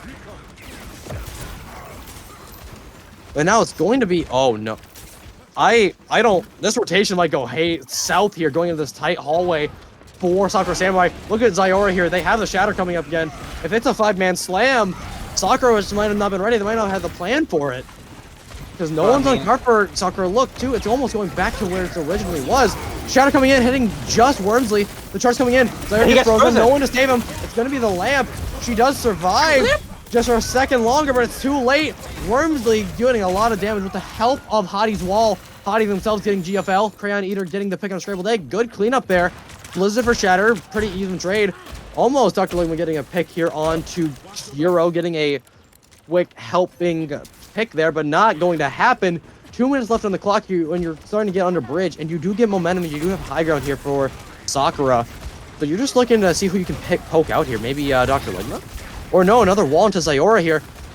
Everyone falling low for both teams. Zayora not gonna be getting a lot. They get some care, but their shield does not show it. Ooh, the falling pin. low though, big pin. Zayora not caring about nothing there walking in.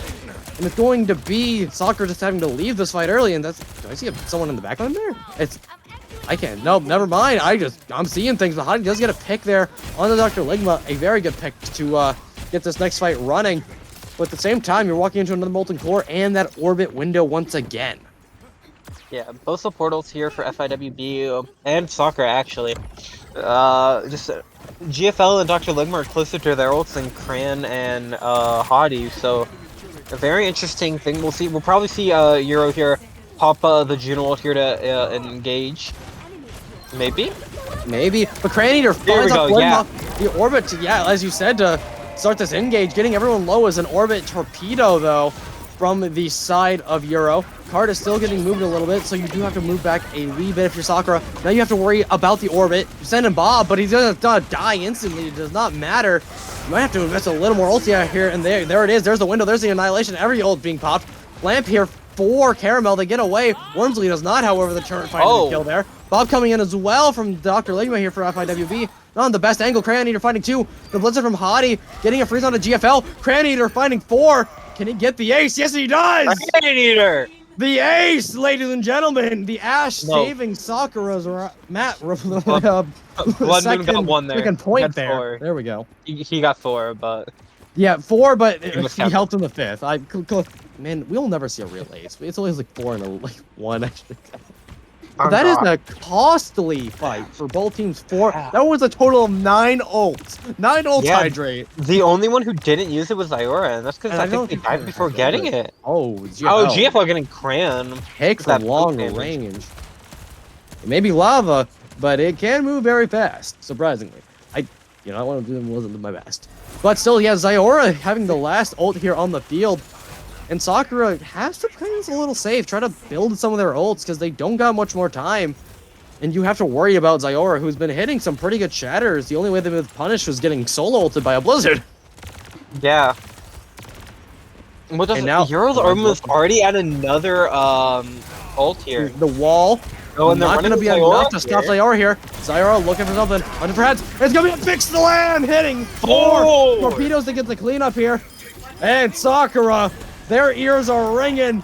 And they just woke up unconscious in their spawn room. The earth was shaking, and Zayora getting a 4-man shatter there to win Sakura the fight. Hottie going over to the Venture now just to go fast.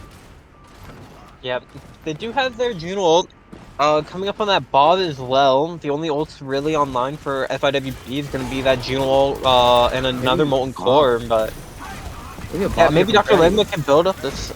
Yeah, really. I mean, it's just there's no ult here, so It's gonna be an Orbit Mirror though. Scrambled Egg has to build this quick, otherwise they might fall early. Someone might fall early, and it's Scrambled Egg! They couldn't get their Orbit off, and now Cran Eater, along with the rest of Sakura, is gonna get the cleanup here and get through third here potentially. GFL is the last man standing here on the Torbjorn, has a Smelting Core to touch to get them off of the point here in this next fight, but you have to walk about into a Bob. Blood Moon can get this window, and GFL walks in early, gets punished, gets very odd engage there. And who could touch? Coming out here. It's the Orbit to stall. Big torpedoes, lamp is used, finds Hottie. Bomb on the point here for Cranator. Finds Rebel Egg in the sky.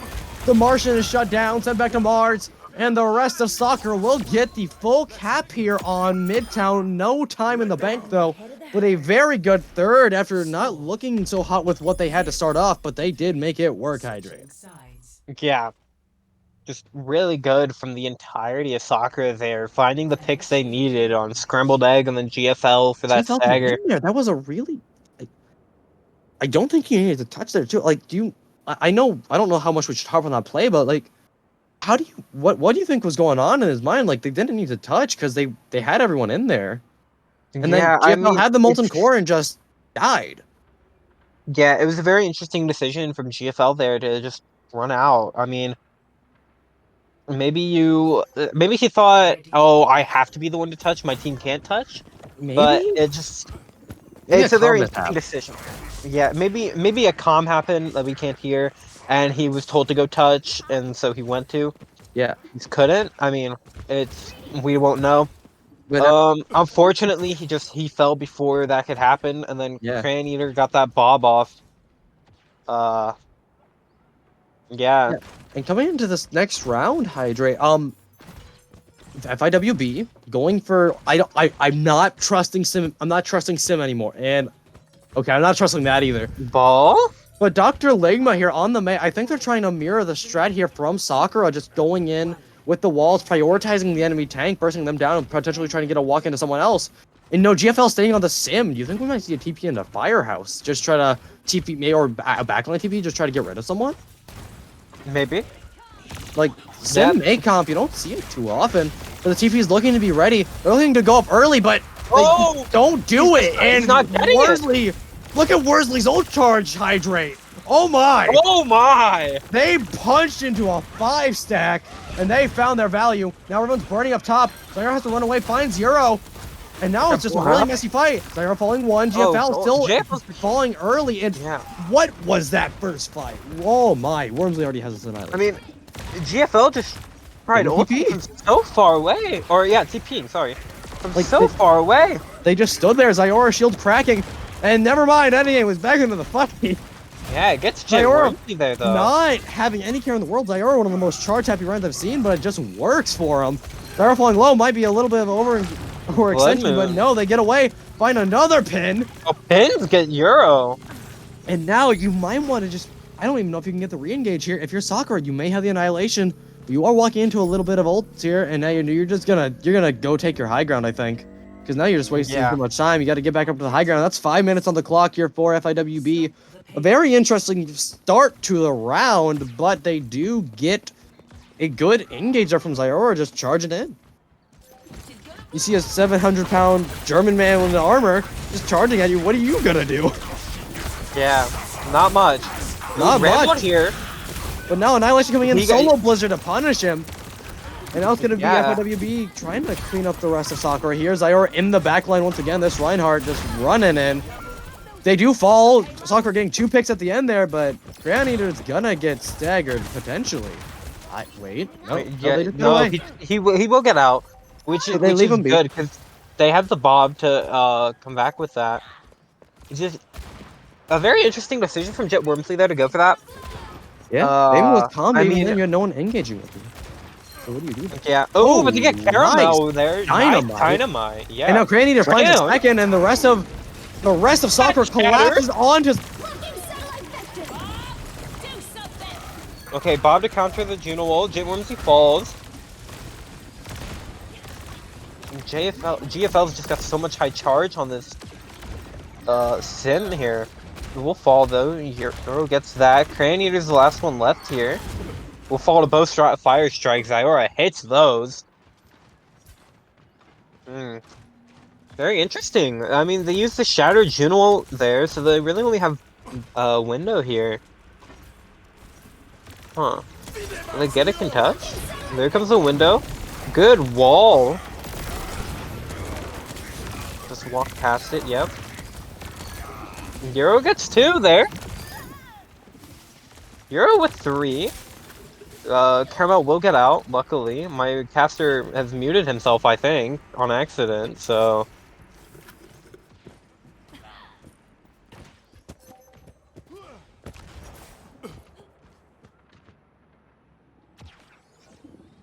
Oh my god, my headphones died. I'm so sorry. I didn't I was talking. I didn't hear anything. I'm like, oh my god. And now, sorry, ladies and gentlemen, back to the fight. I just yapped and I was into it. I did not notice my headset died. And now Sakura. No, I'm sorry, stream. Now it's gonna be a TP onto the back of Sakura here. Cranny trying to get away. A Blizzard just freeze 3 here, stopping as Iora's Shatter. The greedy Shatter did get punished this fight. And now it's going to be the wall just trying to protect what's left Blizzard of it. comes out. Blizzard to save. Not finding anyone though. Blood Moon finding GFL. And the Hottie just sits in the Blizzard with the ice block. That's 2 big ults. Actually, that's 3. All of FIWB's ults there for nothing. A very risky gambit, and they did not gamble well. Sorry for losing my headset. Lost they died. I'm sorry about that. He but died on me. So I'm sorry, Hydrate.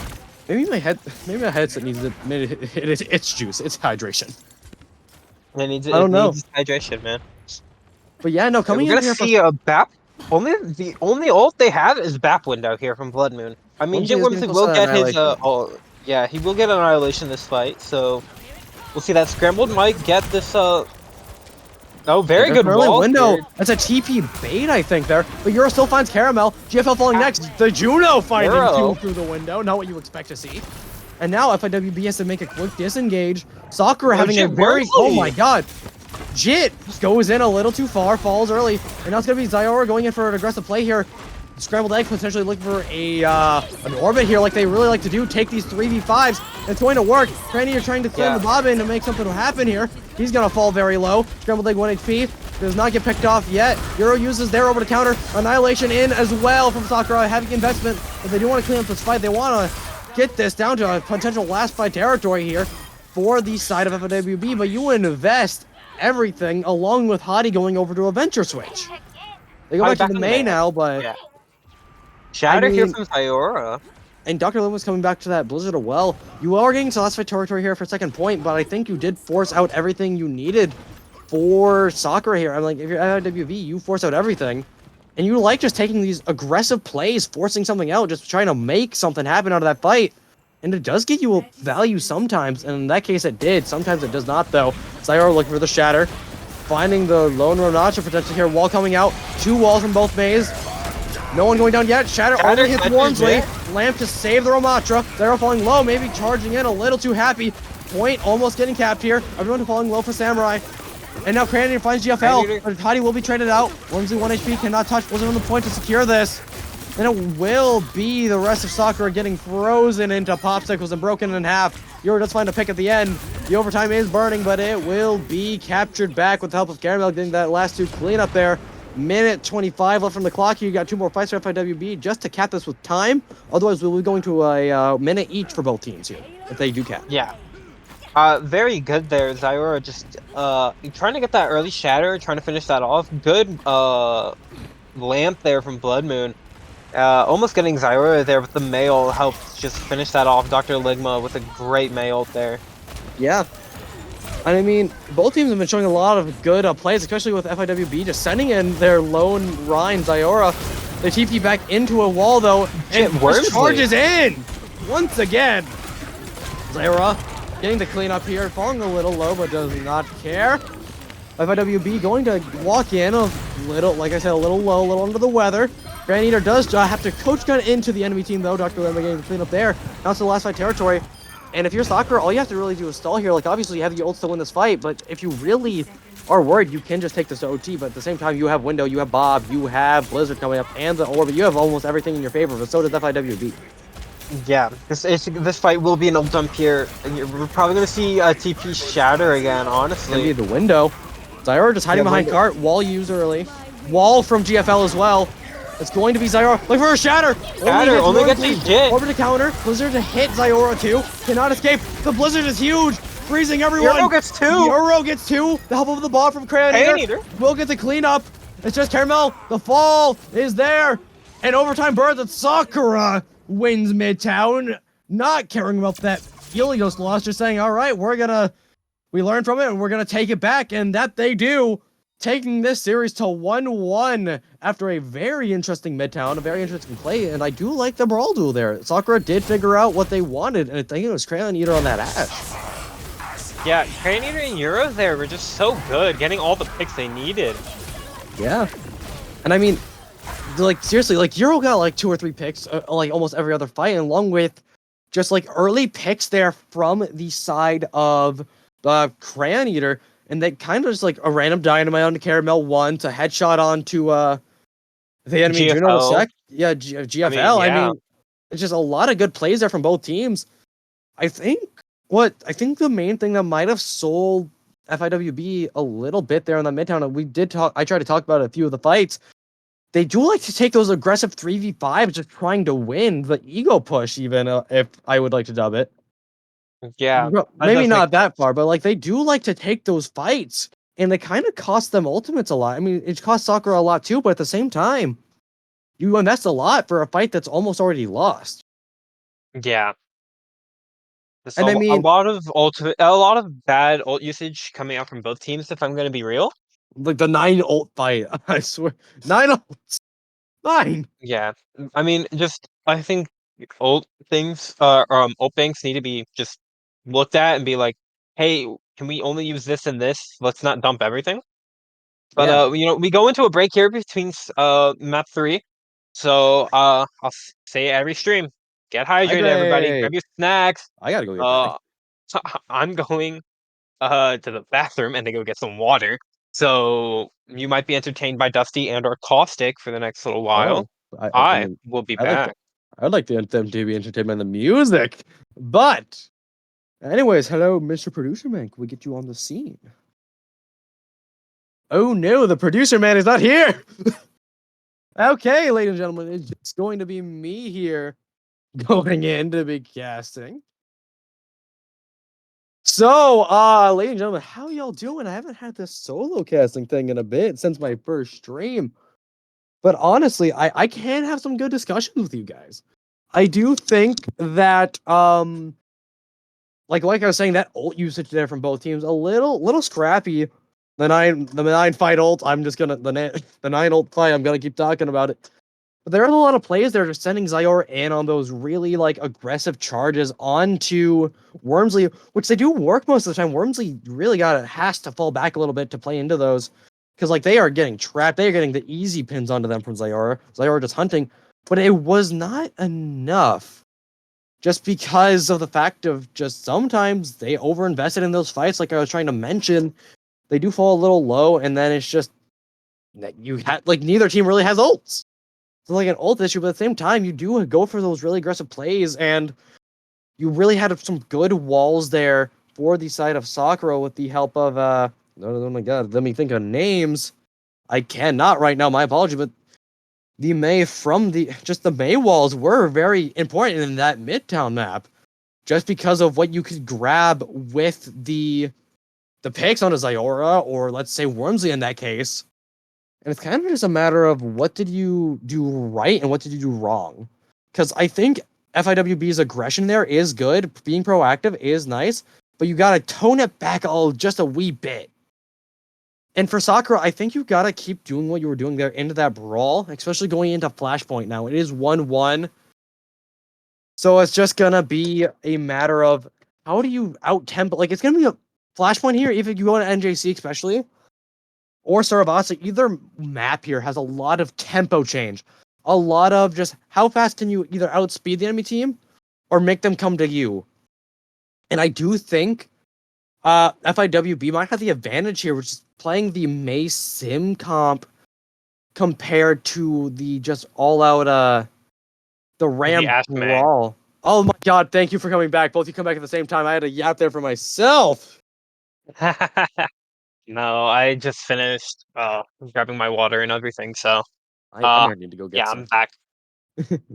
Yeah, you go get hydrated. What were you yapping about? I'll finish off I was after you. mainly I bet talking I can about. guess. I was talking about like what team was doing right and wrong, like FIWB with their engages. Like I do like the proactiveness, but at the same time, it did punish them a lot. And then I was talking about coming into Flashpoint, like how tempo can be set here because both teams have like the Mei and Sim, but it's like more you have Sakura with the more Ram centric comp. So I think FIWB might fare better, especially on a NJC where it's a lot more close quarters and contested for tempo here, which FIWB does like to push. So there's your topic for the day.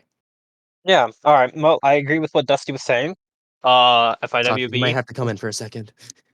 I will be right back. Please do not stop the map.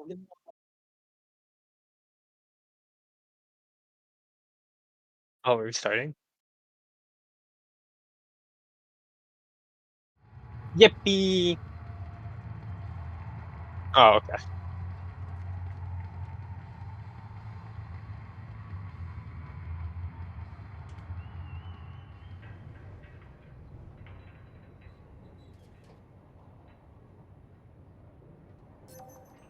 Ready for battle.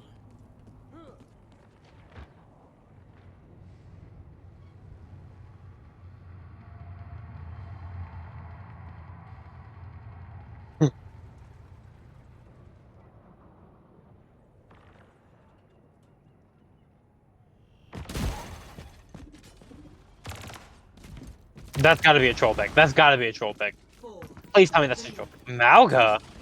1. Initial flashpoint.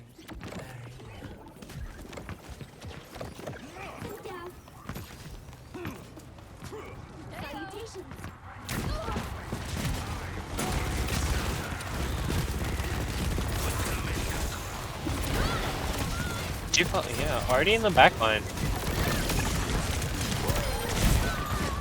Yeah.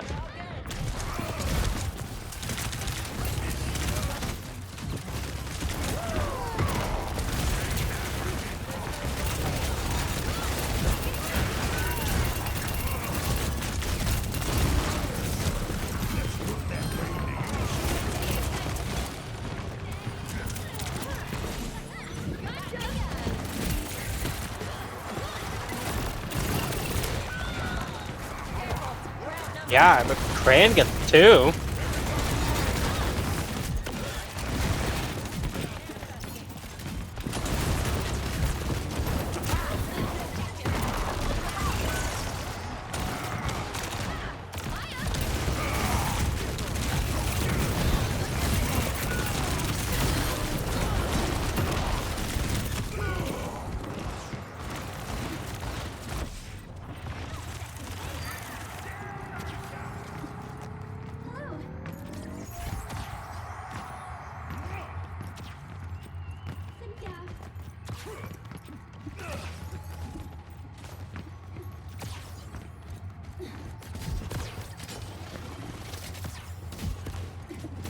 Yeah.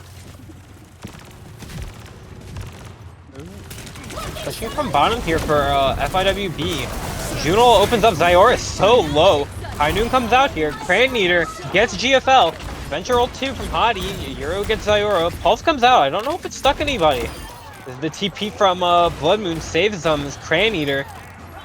Doesn't get his 3rd, but he did get 2 there. Dr. Ligman did make it out. Why do I see Malka? Oh.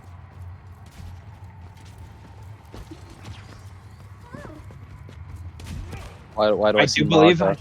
Why do I see manga?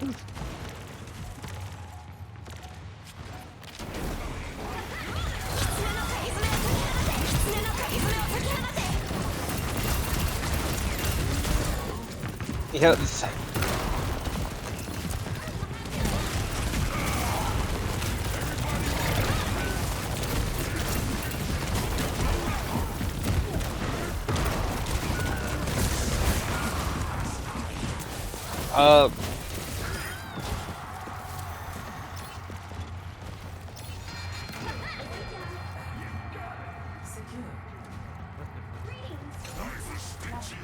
Thank you, Caustic. Now, Hydrate, I seem to have missed a little bit here. With that Maga comp I missed, seemed to have not been working out. So FIWB goes back to the right comp with a Sombra variation.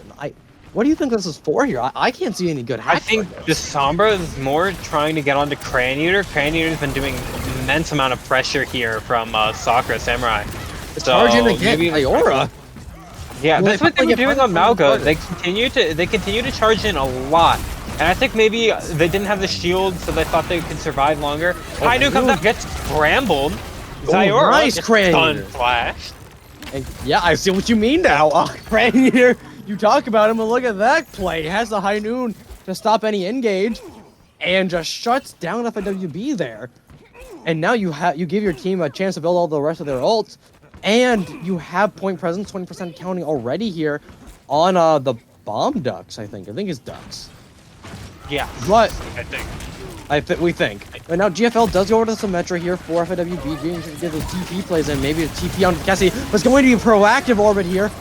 Forcing the beat from Carabel was too late. Zyora didn't get it. He was too far out. And I really like this aggression here from Sakura. It's like that tempo I was trying to talk about before I had to go get water. And you take a proactive fight, you use the orbit, and boom. Look at that. You're already back. You're already up to 60% now, and you force another switch here. Caramel goes over to the Baptiste. Catch you later. Yeah, and GFL swapped Sim. I don't remember if I heard you saying that. I think I tried to mention. Okay, It's swap after swap, and that's gonna burn even more playing time. mystery heroes here. Playing Yeah, mystery I heroes, and didn't they go have to no arcade, ult. did I? Yeah, we're not in an arcade game, right, guys? I don't know, but it's going to be a long rotation too, a very interesting way to walk in point. Now you have Wormsley walking in with the Annihilation. He gets walled off, unfortunately, just getting his face full of ice there. But now he's going to be walking onto Caramel here, falling low. Hadi uses his Venture Shock to try to clean up the rest of FIWB. They all fall low. They're all split, taking too long of a rotation. They have to go into point in overtime at 99. GFL get the pick, but it's going to be too late. Euro getting a quick gets hurricane to free. finish out the point. And that's going to be Sakura taking this flashpoint 2-0 here on New Junk City. And might just be able to regain this match lead too. I mean, you have a rush, you have a High Noon. You have to worry about the ult coming up here from FIWB, but you can just hold high ground now. Yeah. And they don't even have to make that big of a rotate. They can Momentum's set up on their already what side they too, need here. to set up. Yeah. The momentum. FIWB is kind of getting put on the back foot here.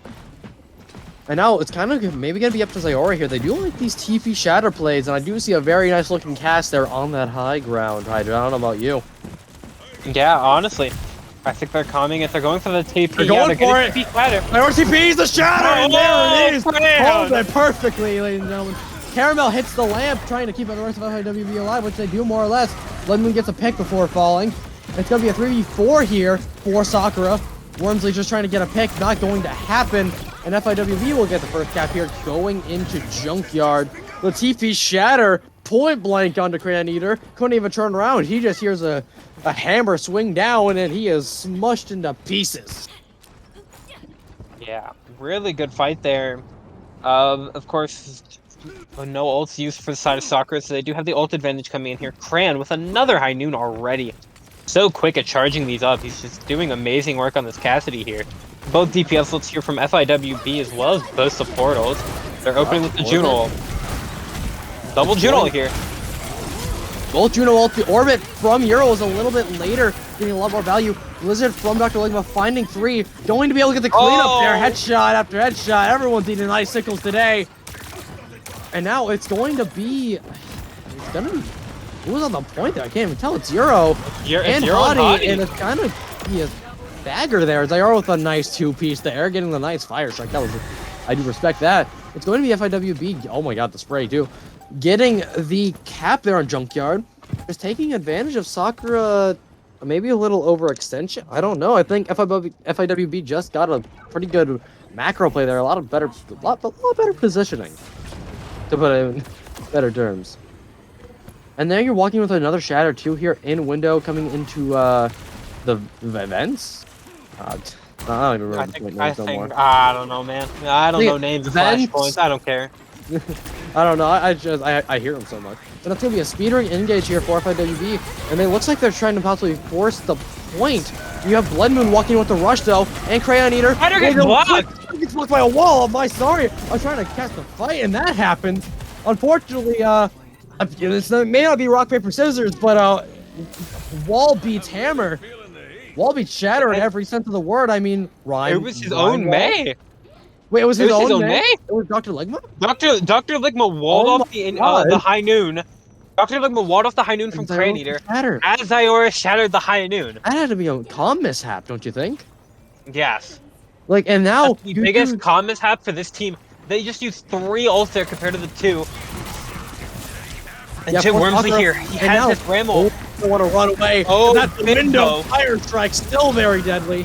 And now you do have Hadi going to the back. Not going to be don't enough. ult. Wormsley falling, but you do get a lot more percent there. I am echoing. And now we're good. Are you? We're good. Okay. Yeah, just very good. They get almost 70% there, forcing out the Baptiste window. Crane Eater swaps over to the Soj now. And they have a couple ults here. Oh, he's on like Ash, Back to the actually. And now, Hydrate, what do you think they really do here for Sakura? Because you do have momentum here. If you win this next fight, it will send it into an overtime for the point, especially since you have 2 good ults here, and well, actually 3 with the Venture Shock Orbit and Ram Annihilation. Because you only have to worry about the Blizzard and not, you just have to play your corner at that point. Yeah, It's going to be the aggressive Blizzard coming in. And it's going to be Euro getting charged in the Chaos. Caramel falling low, Annihilation in the backline. Wormsley is ripping everyone to shreds with his fists. Everyone's low here for FIWB. It's just Caramel and Zaiora left. The lone Ramatra trying to clean up house. And Zaiora might just hit the solo shatter here. I think, I don't know, I might see it. And there it is! Oh my god! Just to spin the charge to get Wormsley. Now 80% counting here. If you're Sakura, you might have to go a little bit fast and maybe try and contest this. And it doesn't... Maybe you send Hadi to point. I don't know if you go for this because FIWB is down a few members. 93%, 94. You send Hadi to point. But Crayon Eater goes first for some reason. They fall early. Venture for Hadi, trying to look in. They hit the overtime activate again. Lamp coming in for Caramel.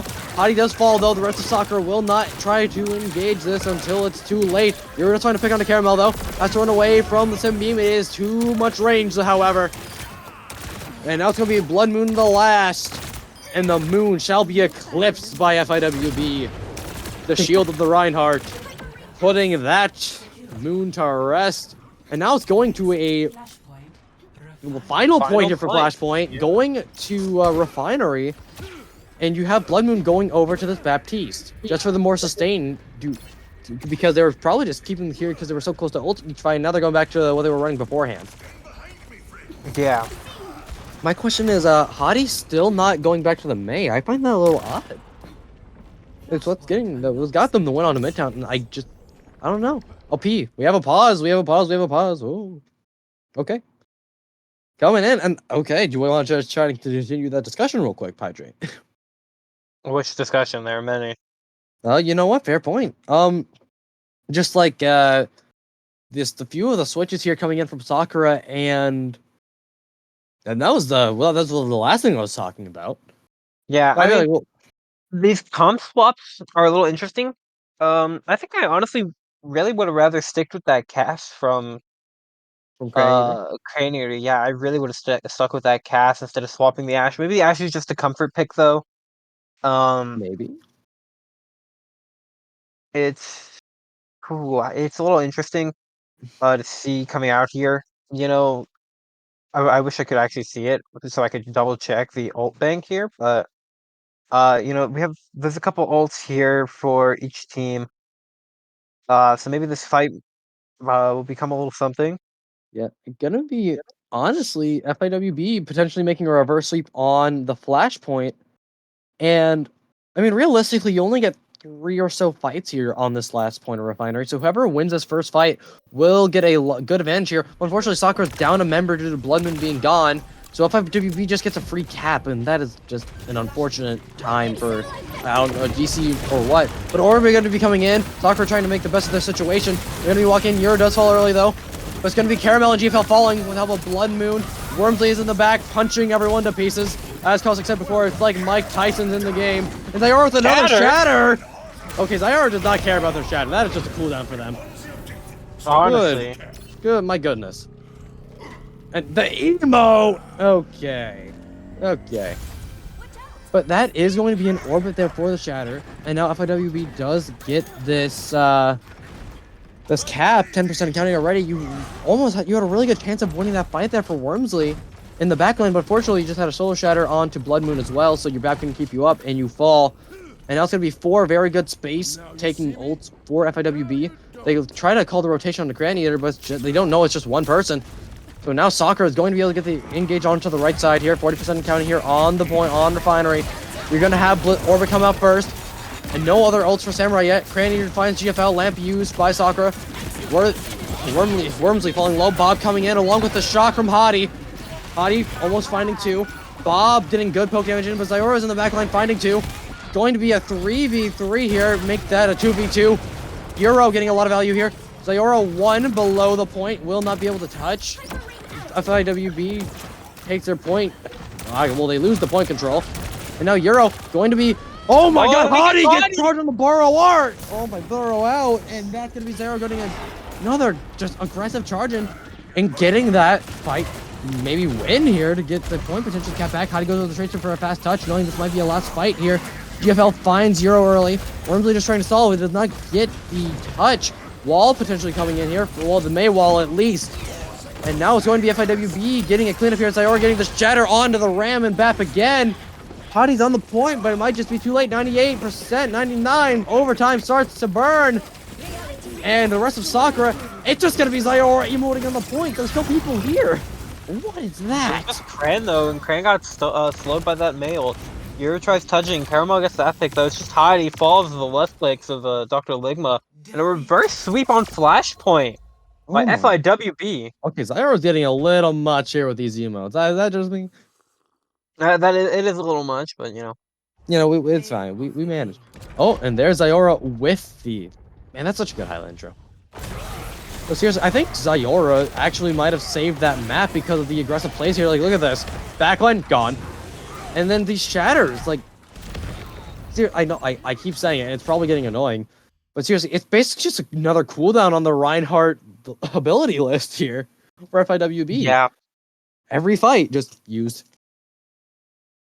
Shatter, press it. Shatter, press it. Oh, yo, I got my shatter on. Let me press that real quick. I do. Honestly, though, very good showing there from both teams. And now it is 2-1 match point for FIWB Ball.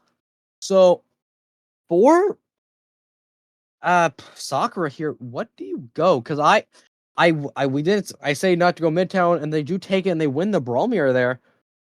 And now what do you do for Escort? It's a lot more poke or dive oriented, you know? Yeah. Maybe they Very interesting. Both teams not really showing a lot of dive. The last time we saw it was on Ilios. And so, I mean, honestly, I got really not too much here, but I think we can talk about that Flashpoint map a little longer. What do you just kind of think about how that played out? Like, you kind that of started DC getting probably ruined their momentum, honestly. most But likely, yeah. at the same time, I think the Ash swap from Crane Eater might not have been the move. I think if that's my team, I'd stick the cast just because you're trying to brawl it with, like you're trying to brawl with your cat or your Ram and the Ash. Yes, you do get pressure off angles and all that, but I'd much rather have the cast just continuing Yeah. with my team. And if you're gonna pick something that you want to go back to, I'm truly surprised Hottie sticked on the Venture for as long as they did, because that May, those walls were so valuable, and you just stuck on the Venture the entire time. Like, yes, you got a few picks here and there, but there's not a lot of value gained by that Venture. You weren't really playing too much with your Amatra, and it just kind of went downhill. Like, I don't know, you couldn't get those good value from the May walls. The Venture burrows were good, but not good enough because you just had to worry about the Reinhardt who you couldn't take out early in the first fight due to the fact that you couldn't wall them off. So I mean, what's the game plan now? Like, we're going to Escort. You can't really run the Ryan comp here unless you do something crazy. I mean, you could on maybe Dorado, but like that's a rare chance.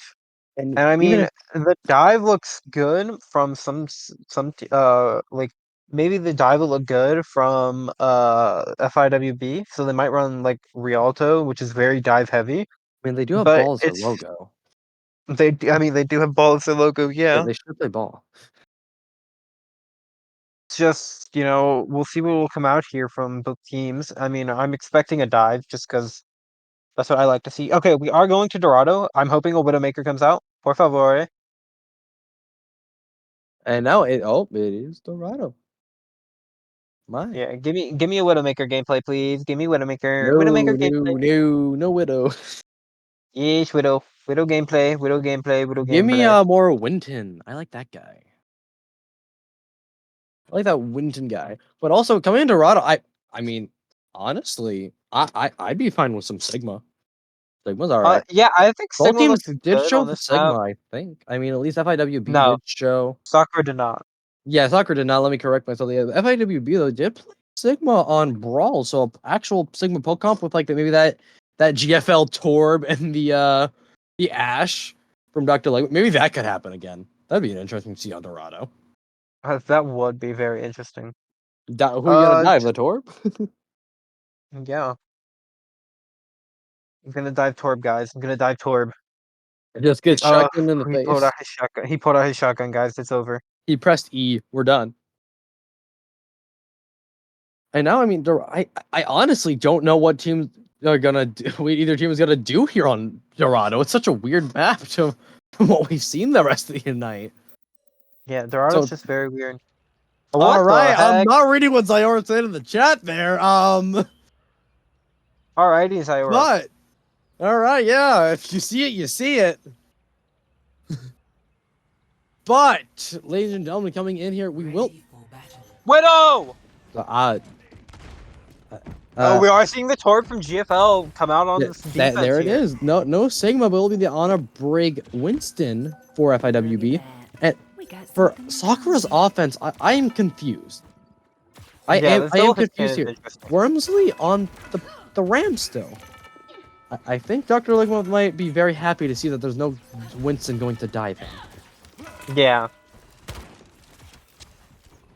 So, how do you play this with Sakura? You just bunker card? You go the sim yourself, like FIWD care to do, and just TP onto them? I am very confused on what the game plan is here, but Dance the Torp doing his little jig.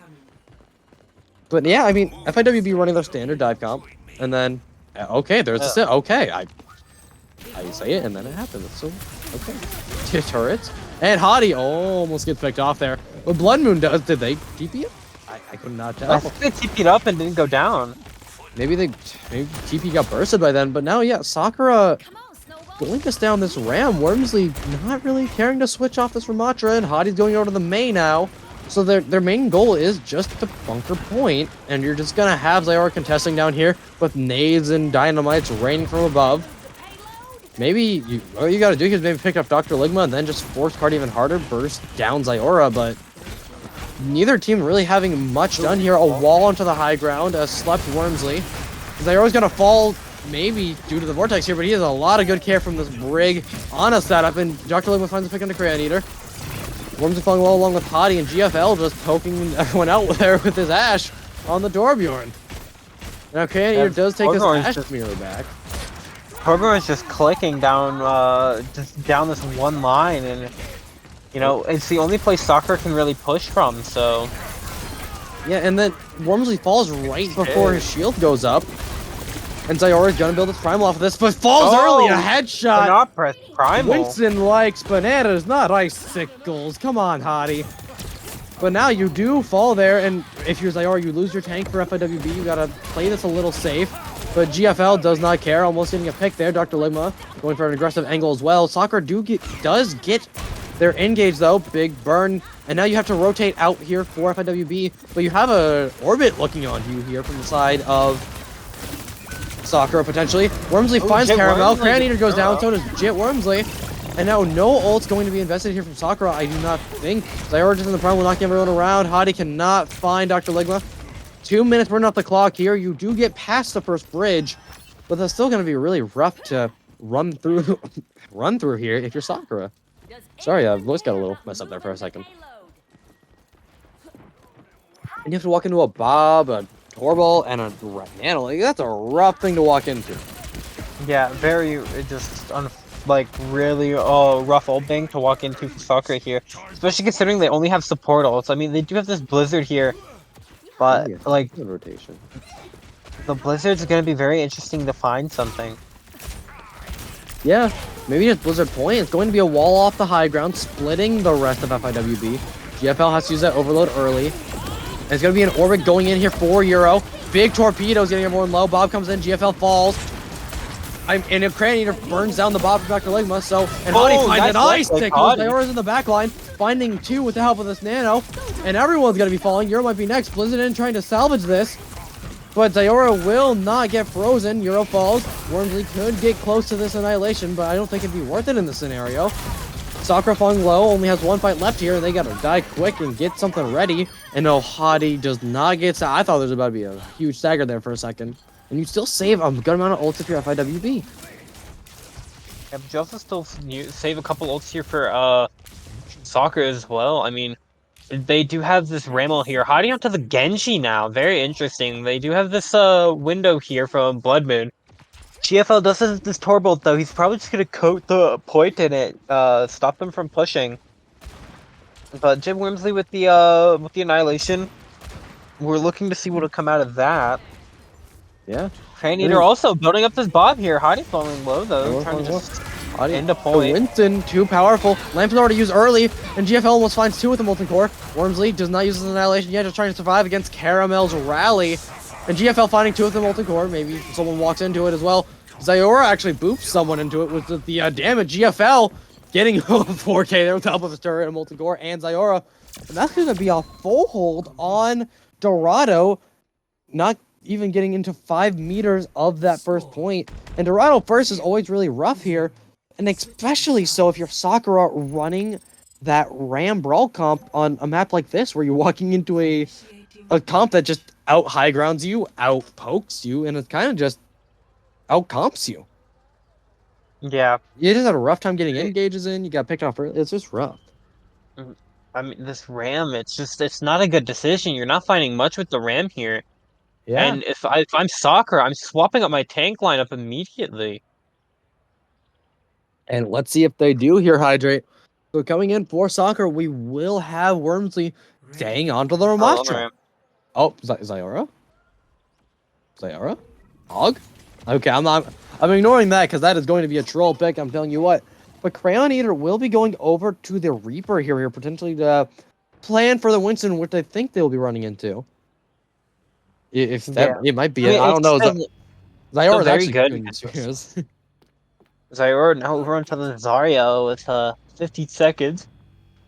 Dr. Yeah, Ligma GFL back onto this comp they ran in Lighthouse. But GFL's not going to stay. He's just going to get his supports this high ground here. Yeah, we saw that last night, if I'm correct, as well. And that I don't remember which game. What game did I cast last night? Nova Gold Lotus. Nova Gold Lotus. Yeah, they did get the support up to the high ground there, and Zyora does run ball. The ball logo team does finally play the hamster. It's going to be Sakura going for maybe a Crane time Eater, burn though. hold there. Yeah, Crane Eater finding the early pick on the scrambled eggs, disrupting the TP, and they're going for a close hold here on Dorado. They TP back up to the high ground too now. It's going to be Caramel falling too. Stagger after actually, yeah, more or less stagger. Pick after pick there. It's kind of just an interesting play for Sakura here. They really want to stay on this Ram comp. So they're going to play around it, and they're going to bunker down. And it's just going to be a matter of does it work, because now you have GFL going over to the Echo for the poke, and never mind, it's going to be a switch here. They are going to the Rhine duel. Caramel Bap. Yeah, it's going to be a full comp switch up more or less here. Besides Scrambled Egg staying onto the Ana. So now, how do you burst down this Rhine? You just have Crayon Eater just sit on top of the Reinhardt and just burst him down? Because now Wormsley falling low to the nade from Scrambled Egg. And that's going to be a pin onto Wormsley. Zyora just going in. No, they finally get punished. Hadi is slept, but will not die. Good care from the rest of Sakura.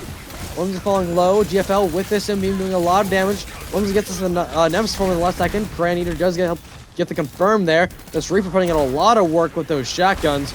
It's going to be Dr. Ligma getting taken out early too. This Sakura close hold, they do force FIWB to take this fight to closer to him, and the Reaper Sim might just be the way to beat him here, Hydrate. What do you think so far? I mean, yeah, it's looking really strong here.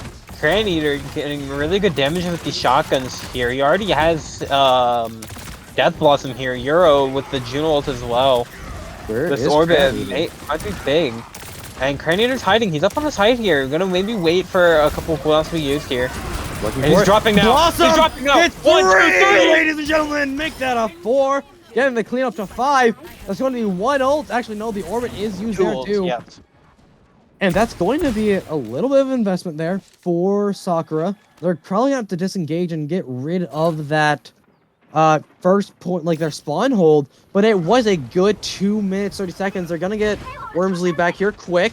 They're going to be able to hold before bridge. You just don't worry about all 5 ults here from FIWB. You got to block a shatter here, maybe stop a nano. Ryan TP in your backline.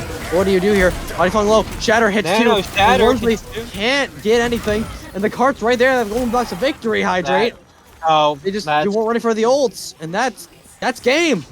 FIWB will win, FIWB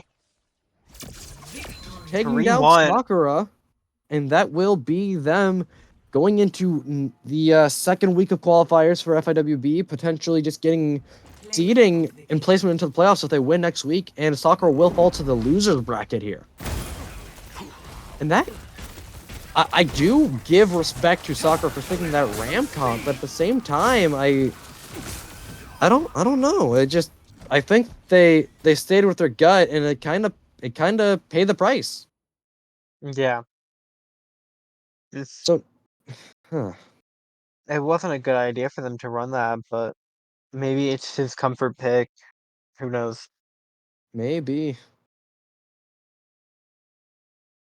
Yeah, and I mean, if you do that, words are getting very difficult now.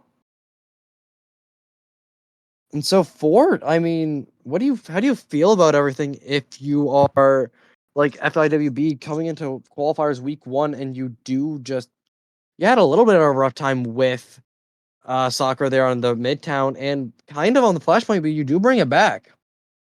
Yeah, I mean, for FIWB, you really just gotta. Honestly, I think either you all go with Zyra on that just insane charges they go on, or Zyra needs to chill out on the charges. Just stop taking unwinnable fights. Let's be real. Like, stop using ults for fights that you're down. Like, yeah, cool, you win the fight, but then they just run it back at you with ults and you burn more time. It's just unfortunate with some couple unforced errors. Um, yeah. I mean, and for Sakura, I mean, Not a bad fight, but at the don't same don't time, don't don't run Ram on Dorado. I don't. mean, They kind of became one-dimensional there, just only running the Ram. FIWB had all the ways to plan around it, and there was not really many conflict up inside the DPS. yeah. Just it's unfortunate here, but we must now go to the It's not a MVP. MVP. I mean, I Like honestly, Zyora, no? I think we gotta. They may have had risky plays, but it is what won them a lot of those fights. The Yeah, the Reinhardt risk and charging reward. in, hammer in hand. So Zyora does win MVP here for FIWB in this 3-1 victory over Sakura Samurai. A very, very confusing performance on Ryan, to say the least. A very interesting performance, but it was very good as well. Huge shatters, huge plays. And that's what you want to see in this kind of just like in qualifiers. You need those big playmakers, and there's one right there for your FIWB. You have Zyora. Yeah. But so that is the end of This tonight's week? qualifiers. For streams, and we will come at you guys next week, Friday, Saturday, Sunday, hopefully. With more qualifiers, you'll hopefully see 6 matches from And, every division. We hope. and fun But yeah, fact. thank you all for watching. We hope to see you all next week. Yeah. And you See had a you, fun ladies and fact, gentlemen. Dusty? Oh, the fun fact is next week, Hydrate, you know what's happening? What is your team playing? Pressure comes in because losers bracket, people can be kicked out of quals. Yeah, Elimination matches next week, ladies and gentlemen. Be ready. double elims. We get to see a couple eliminations out of playoffs, hopefully. And yeah, that's only the one fun fact I wanted to mention. Well, yeah, like was Tyler just saying. Thank you guys for watching. We will see you next week. And good night. That was me and Hydrate for your second game, FIWB versus Sakura Samurai, the Div 4 qualifier game. And yeah, good night. We We'll see hope you you all next have a week. good night, Yeah, a good week. Thank you hydrate, guys. please. Yeah, make sure you stay hydrated.